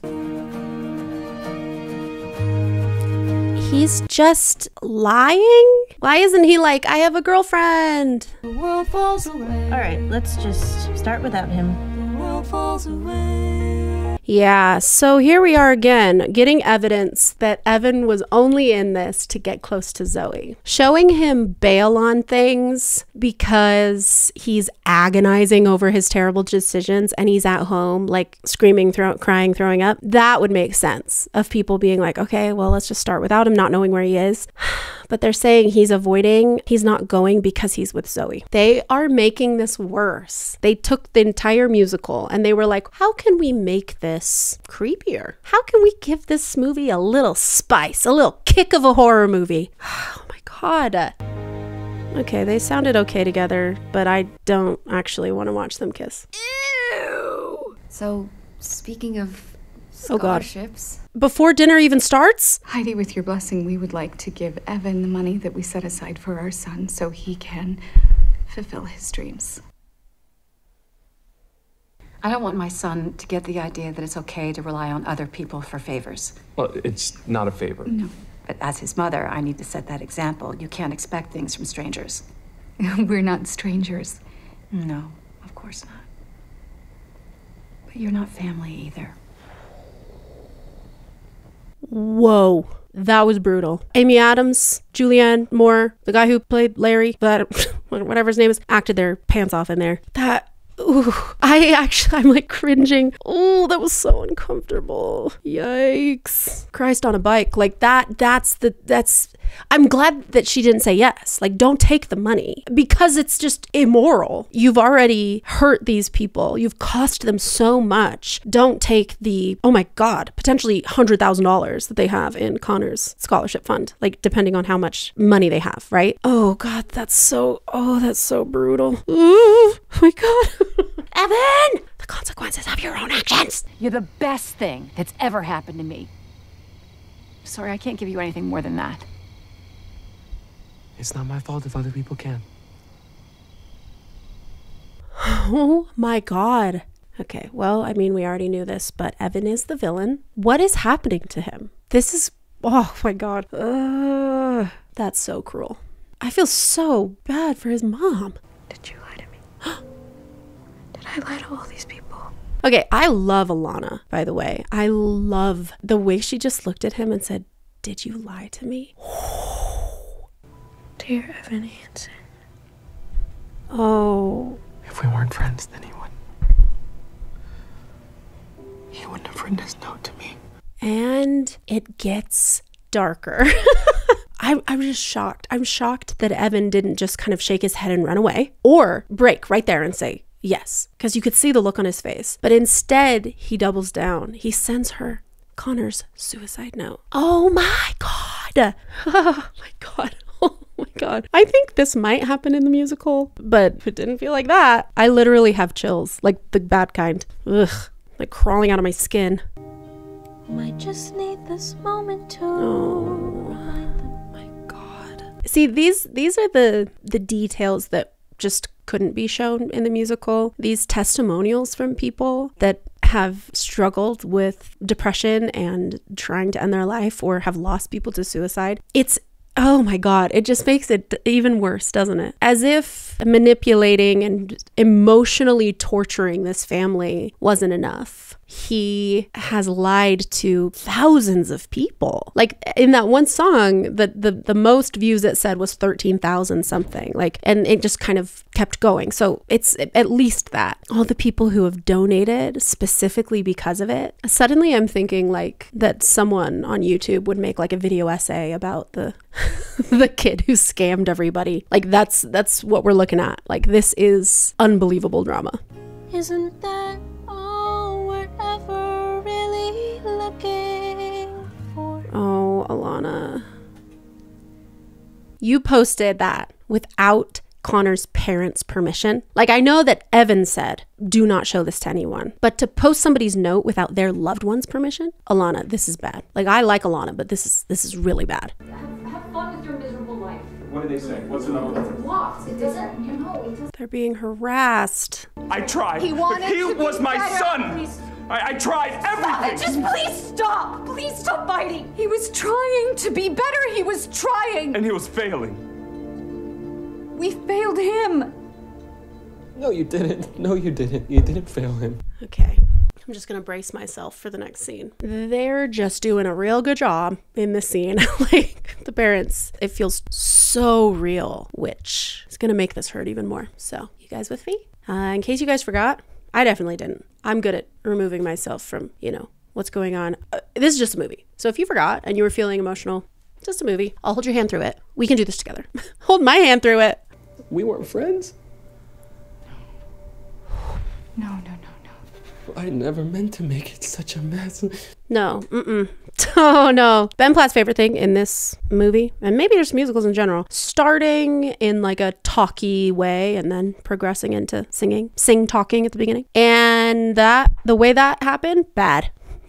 Also, is it just me, or does he really look like he's trying so hard to cry? Because I don't believe it. I don't believe it at all. And this song, if you haven't seen it, haven't heard this song, it's called Words Fail. It's one of my favorite songs of all time. I actually performed a cover of it a couple years ago. I've always really, really loved it. I think that it's very powerful because it speaks to, like, it feels very real for Evan, to say, he says in the song, like, I've never had a dad who stuck it out. I never had a mom who was always there, but he's also saying there's nothing I can say to make this better. Like, there are no words. Words fail because what I've done is so horrible, and which makes it a really beautiful and powerful song. And I'm already mad about the way this song is starting. And I'm afraid he's just going to stand there and he's going to sing at them again. And they're just going to have to sit there and take it. So I just stand here, sorry, searching for something to say. This is rough.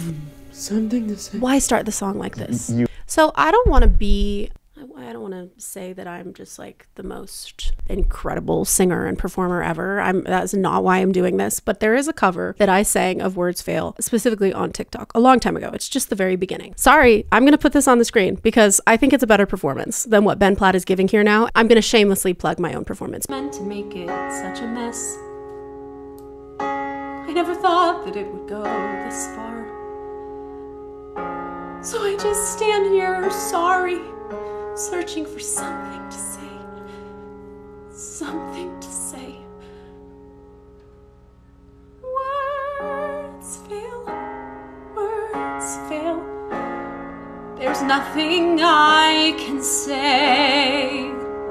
This was that's 2020. Okay, that's 4 years ago. Damn. He's starting in a place. It's so weird. It's like the beginning of, I never meant to make it such a mess. I never thought that it would go this far. So I just stand here, sorry, thinking of something to say. Something to say. And then we get into the song. The beginning is obviously, it's the intro. Okay. He's singing. He's not singing enough right here. If you're going to be singing, like, you actually have to be singing, but it sounds rushed. It sounds forced. It sounds like he's saying, I never meant for it to go this far. Like, I don't believe him at all. And it's one of my favorite songs. And so it's making me really mad, but we're going to keep going because I can't linger on this song too long. You're sorry. Searching for something to say. The way he says, just stand here, sorry, searching for something to say. It's not giving that you are agonized. It's not giving that you feel shame for your actions, that you feel guilt, that you feel anything in this moment. Because at this point, because we haven't been seeing Evan actually feel tortured about his actions, we haven't seen any moments of him almost tell them, but then chicken out. Anything like that, he blurts it out. He didn't write it. I wrote it. We weren't friends. Like, you would be feeling the tension build because we know it's coming. We know it's coming. And then there it is. This, we don't know if it's coming. He seemed like panicked because his girlfriend was going through this situation, like, oh, people are commenting about their family. I need to show up. But it's not like things are getting out of hand and it's my fault. You know what I mean? It's cheap. Everything feels very cheap. Again, I love this song. It's one of my favorites. So from an audience perspective, like, I don't want to hear from him. I don't want to hear him sing a song right now because I don't have any empathy for him and his actions. You knew about the orchard. He took you to the orchard. That's where you broke your arm. I broke my arm in Ellison Park, by myself. But that day at the orchard. Words fail. Words fail. There's nothing I can say. Okay, there's more to be said about this. I'm sorry. The way that they're interspersing the dialogue with the beginning of his song, I don't believe they did it like that in the musical. Again, internet, correct me if I'm wrong. I know you will. It makes it really cheap when she says, but what about the orchard? And then he doesn't answer. He just says, words fail. And it reminds me, oh God, you guys have, I know we've all interacted with people where something comes up, you tell someone, a partner or a family member, hey, that thing that you did or that thing that you said that hurt me. And they respond with either, I can't change the past, or what do you want me to say? Did anybody just get triggered out there? Because I've heard that before in my life, okay? That's what it's giving. Instead of the horror happening on their faces, they're sitting down. He's already confessed. He's already said, no, it wasn't real. They have this moment where it's sinking in. And then he's standing there in silence. They're not saying anything. And then he says, words fail. There's nothing I can say. The way that they have done this, the way that they have ruined everything in this movie, I'm laughing through the anger. The way that they have genuinely ruined everything. Not only did they make all the problematic things worse, they made the good parts bad. Good God. You said that you guys would talk about me. He would... How could you do this? I guess I thought I could be part of this. Okay, it is genuinely so difficult to watch this. It's so difficult to watch this because the acting from everyone except Evan, sorry Ben, is so good. Zoe looking at him and saying, you told me you and my brother would talk about me. That is so brutal. And his mom, Connor's mom, sitting there in abject horror, going back in her brain and realizing that she has literally brought into her family, offered him money, started dating her daughter, a liar, a manipulator. Everything was a lie. I'm really going to need Evan to leave the house soon, continue the song elsewhere, because this is so difficult to watch. That's not a worthy explanation. I know there is none. Yep, he's just singing at them. Fail. There's nothing.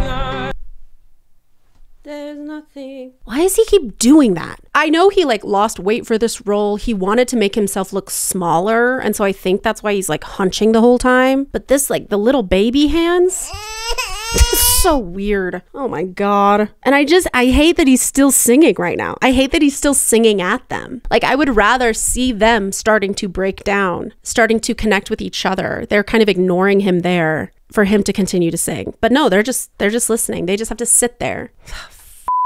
I'm actually speechless. So let's just get through this, okay? And you think maybe everybody wants it.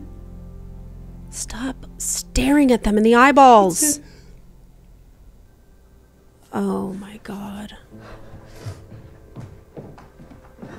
Zoe.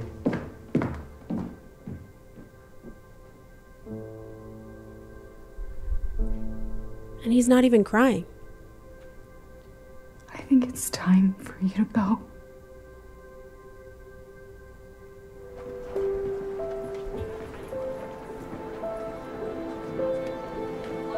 Oh, nobody knows yet. Go away, Evan. It isn't fair, okay? You can't let people just blame you and your parents. They need to know it was me. I was horrified. I thought he was going to say, it isn't fair. You have to talk to me. Okay. All right. We're almost done. We're almost done. It's not my decision. It's my mom's. She doesn't want to ruin your life. She's afraid you'll do something stupid. Like hurt yourself. She said they already lost one son.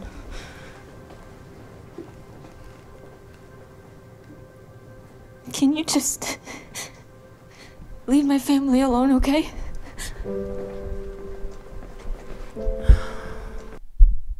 If they were going to have Ben Platt butcher this movie, they should have hired worse actors to accompany him. Bruh. Truly. Because if I just believe, then I don't have to see what's really there. No, I'd rather pretend I'm something better than these broken. I think that that part should have been sung to the family. I think that's the moment when he would say, but we were happy and I guess I couldn't let that go. That should be the moment when they stand up, Zoe walks out and his mom says, you need to leave. Because it doesn't make sense for him to sing that to himself. He needs to sing that to them. And then this where he says, no, I'd rather pretend I'm something better than my broken parts. That can be him here in the forest if we want. But to chop up the song in the middle and then put that dialogue, which basically said, hey, you're okay. Nothing's going to happen to you. Your future's fine. No one has to know about this. You never have to live up to the consequences of your actions. It's ridiculous. Before I lead with the worst of me, I never let them see the worst of me. Oh my God. Oh my God. So obviously this picture became a meme, and I am sorry to Ben Platt for putting that in my thumbnail. Girls gotta eat, okay? Gotta get those clicks somehow. It's really bad. I actually can't really look at it. First of all, I mean, vocally he sounds good. What's going on? He is about to have a brain aneurysm. After he's singing this, did he pop blood vessels in his eyes? I have never in my life seen someone put as much physical effort into singing. I mean, my God. My God. You're trying so hard to cry and sing at the same time. Use one of those menthol sticks that actors use. Put it by your eyes. Like, do that, okay? So that you don't have to push the tears out of your eyeballs like you're having a baby. That is so... Oh, it's so bad. Would they like what they saw? Or would they hate it too?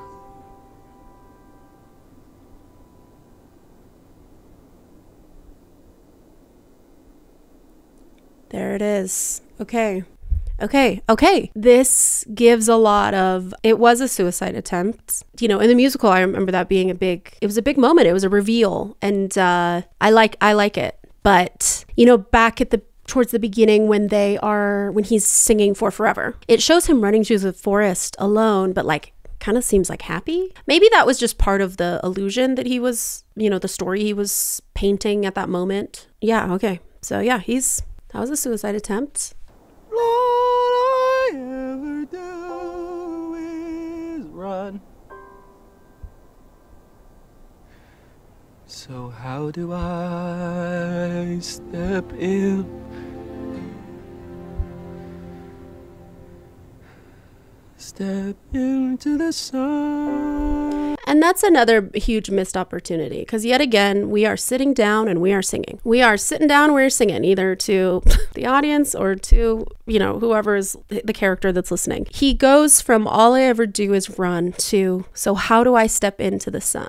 How powerful would that be to hear him sing that as he walks up to the front door of his house, as he sees his mom through the window, as he comes home to face the consequences of his actions? I just don't want to see him sitting in the forest having this entire inner monologue. In a movie adaptation of a musical, we like to see moments that add to the story that they could not do on the stage. One of my favorites, Hairspray. It's one of my favorites because it keeps the essence of the musical, but there are cool effects and things that they throw in, costume changes in the middle of songs that they would never be able to do on stage, but it really added to the musical. Now, obviously, this is a much different vibe from Hairspray, but having scene changes in the middle of songs, like that's something that they could do. And so just to have him sit and sing close up to his face, it's too much and it is uncomfortable to watch. Isn't that so sad? I never thought this would be an uncomfortable watch.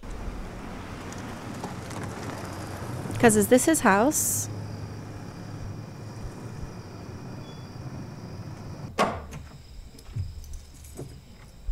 Oh my God. Okay, next scene at his house. Anybody out there producing a musical movie, let me know and I will help you. I can't really give you ideas, but I can tell you when your ideas are bad. I charge by the minute, so call me. This transition could have been so much better. Why do I need a transition of her car pulling into the driveway? Boring. This is boring. I'm bored. Evan! Evan? Evan?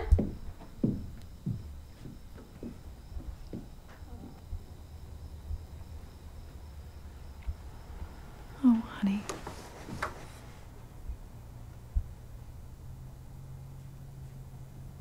Dear Evan Hansen. Sorry. I don't know where. It takes a lot of courage to, number one, own up to your mistakes, and number two, be vulnerable with someone. That takes courage. And so it's so frustrating to see him go from, the end of the song is, how do I step into the sun? Like that question. We see his mom through the window. We know, because we're not dumb. We're an audience. They're going to give us clues. We know he's about to walk into his house and confess to his mom, and they're going to reconnect. But instead, we have this unnecessary 30 seconds of her driving, parking, walking inside, calling his name a couple times, going upstairs, and he's in the fetal position on the floor in the dark. It changes everything. It makes it seem like he's not doing this because he's being courageous. He's telling her because he has to, or because, I don't know. It's just, it changes the entire thing. Ugh. I didn't know that you were hurting like that you felt. I didn't know. I like that his mom is saying, I didn't know. And then she says, no, not about Connor. I didn't know you were hurting like that. Because it's a nice moment of his mom seeing that note, but then looking deeper and seeing Evan for who he really is. But also, can we not skim just over all the lies? Like I would like to see pain on her face for her son, but also like, you told that family that you were best friends with their dead son. Yeah, we're going to need to go back to the doctor. Oh my God. Oh my God. Do you remember when he drove by to get his things?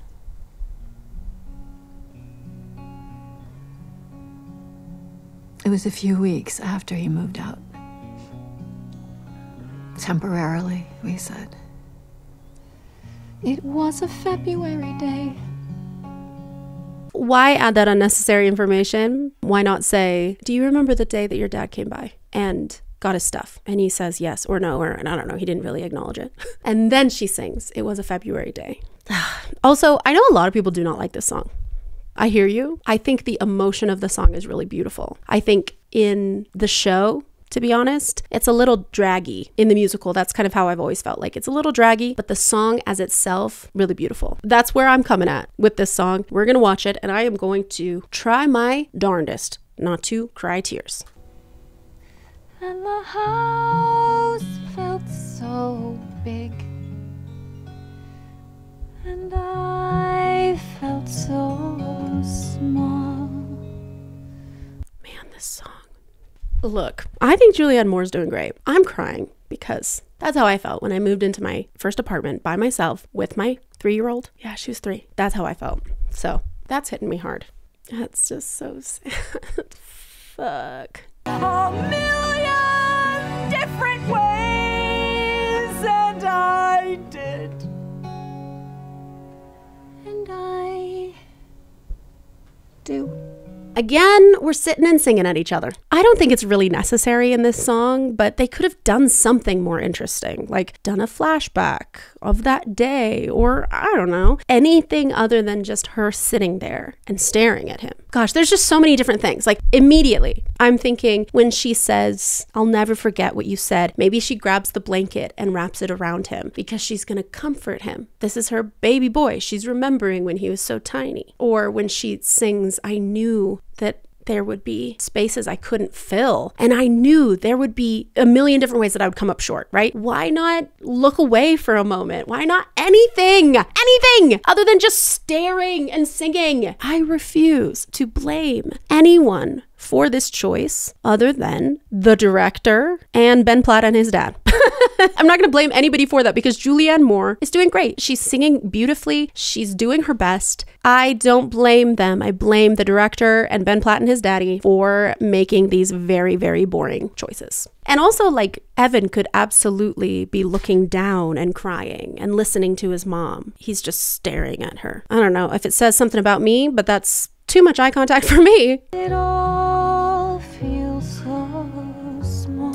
This song is also too long. I think we can all agree on that. So big, till it all feels so small.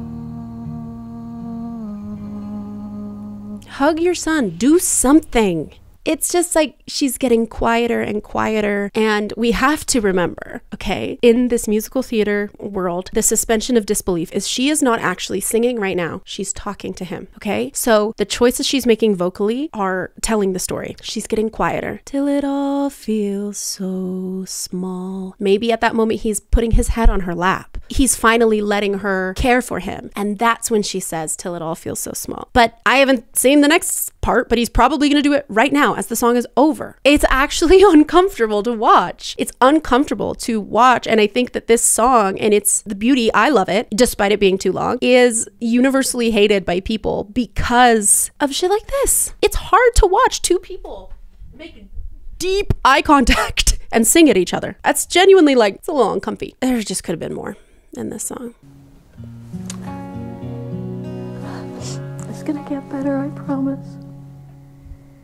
And in the musical, during this part, Evan actually curls up kind of on her lap. And at least this is the Heidi that I saw that did it this way. But he curled up on her lap and then she said, when it all feels so big, and she kind of makes a joke about how her little boy is big and he's, you know, a teenager lying on her lap. But it was so sweet because she's saying, I'm going to be here no matter what, no matter how big you are, no matter what happens, and no matter how you feel, we're going to get through this together. Where is that feeling? It's like, to me, in the story, she's telling him this because she's like empathizing with him, right? She's saying, I remember that day. Clearly, she remembers it very well. And she's saying, I felt so small. Everything felt so big. And so then she's saying to him, I'm going to be here when it all feels too big for you. But the way that it's done here feels like she's just talking about herself. It has a very different vibe because of the way that it's performed. And also, he says, do you hate me now? That would make a lot more sense if we had a song that's missing that Heidi sings called Good For You. And that's after the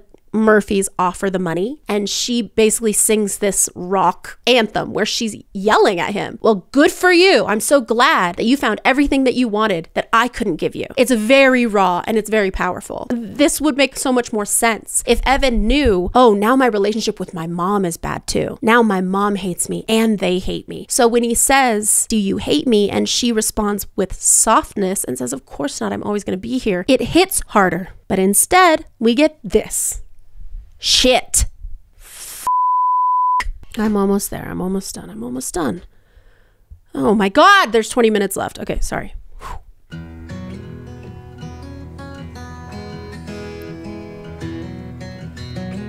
Sorry.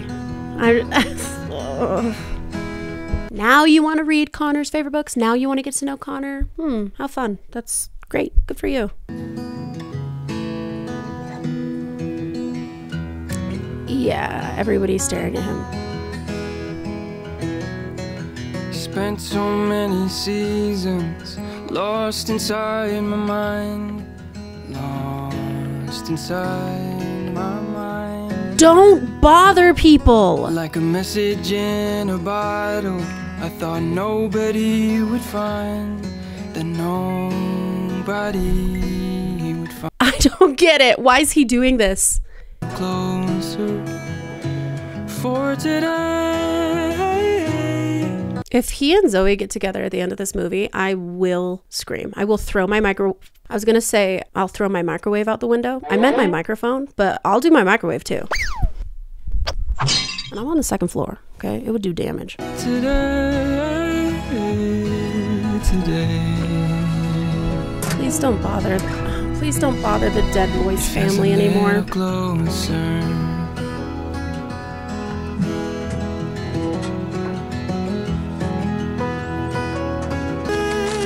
carry on. The clouds come rolling in, and then they're gone. Question for all of you. If you got a mysterious thumb drive in the mail from No one from no return address. You putting that in your computer? You sure about that? Genuinely? No, that's what they do. That's what the hackers do in like spy movies. I would never. Don't do it, Alana. Don't do it. Oh, was that him singing? Oh, I love his voice. What felt so far away feels a little closer today.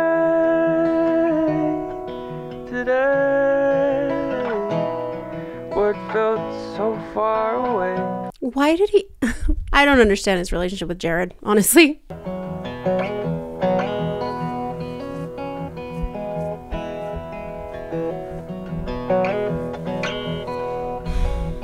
So in the musical, does he come clean to everyone? I don't remember. So he came clean to everyone. You don't think there would be uproar? You don't think people would be asking for their money back? But they made Memorial Orchard. They made that happen. I have some questions about the ending of this movie.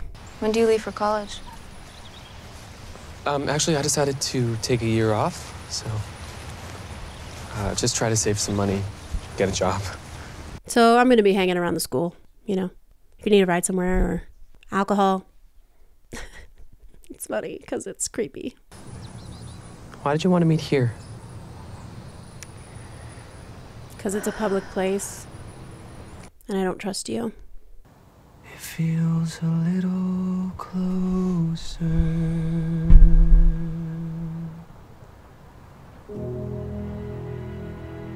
Oh my God, is it over? Please? Hello? All right, friends, we did it. I hated that from pretty much, you know, from scene one. I think it's pretty fair to say I hated that. And I don't think that enough people have hated this. I know people have made fun of it, but I think, yeah, hatred is strong. Disgust, horror. That was a horror movie. I don't like horror movies, so I'm disturbed. Now I'm in a bad mood. Now I'm grouchy, okay? Truly, I am floored by the... I'm just floored by that entire experience. Let me start by giving, you know, my good thoughts. Are there any? Yes, there are. I think the ensemble cast, very talented. I was very happy to see strong singers and strong actors. Often in movie adaptations of musicals, we get actors who can kind of sing. I think everybody did a really fantastic job. I think all the teenagers looked age appropriate in the ensemble, and that was nice. I like Amy Adams and I like Julianne Moore a lot. I think that they honestly were kind of the stars of the show. I wish we could have seen more from Connor. He was actually, he's the star of the show because the way that he portrayed his mental health struggles and his voice, and then in the really kind of honestly creepy song, Sincerely Me, which let's look at it just, you know, without the context of the plot. He like had such stage presence, honestly. Like he just was so sparkly and fantastic and his voice sounded great. So I really liked him. I definitely want to see more from him. Now on to what I hated. I already went into the details of what I hated in this video. So all I'm just going to say is they took all the good stuff and made it bad, and they took all the bad stuff and made it worse. So that's where I am. And I have a tummy ache because that was an ordeal. I have filmed this on 3 separate days for a total of, get ready, because this movie is 2 hours long, for about a total of 5.5 hours. That is how long I have filmed this movie. Professional yapper over here. Told you guys. Thank you so much to Songfinch for sponsoring this video. Go to songfinch.com/Hannah to start your song. Thanks for watching. Thanks for being here. If you're new here and you want to see other reactions to movies, musical movies and TV shows and things, please like and subscribe. I'm usually not this grumpy. We have a goofy, silly time over here for the most part. So like and subscribe. I'd love to have you over here as one of my Hannah-bees. And if you want to see the uninterrupted long extended version of this, me watching Dear Evan Hansen, consider signing up for my Patreon, patreon.com/Hannah Bales. I post extra stuff over there and longer videos if you want to hear more yapping from me. I hated Dear Evan Hansen, but I love you guys. Bye.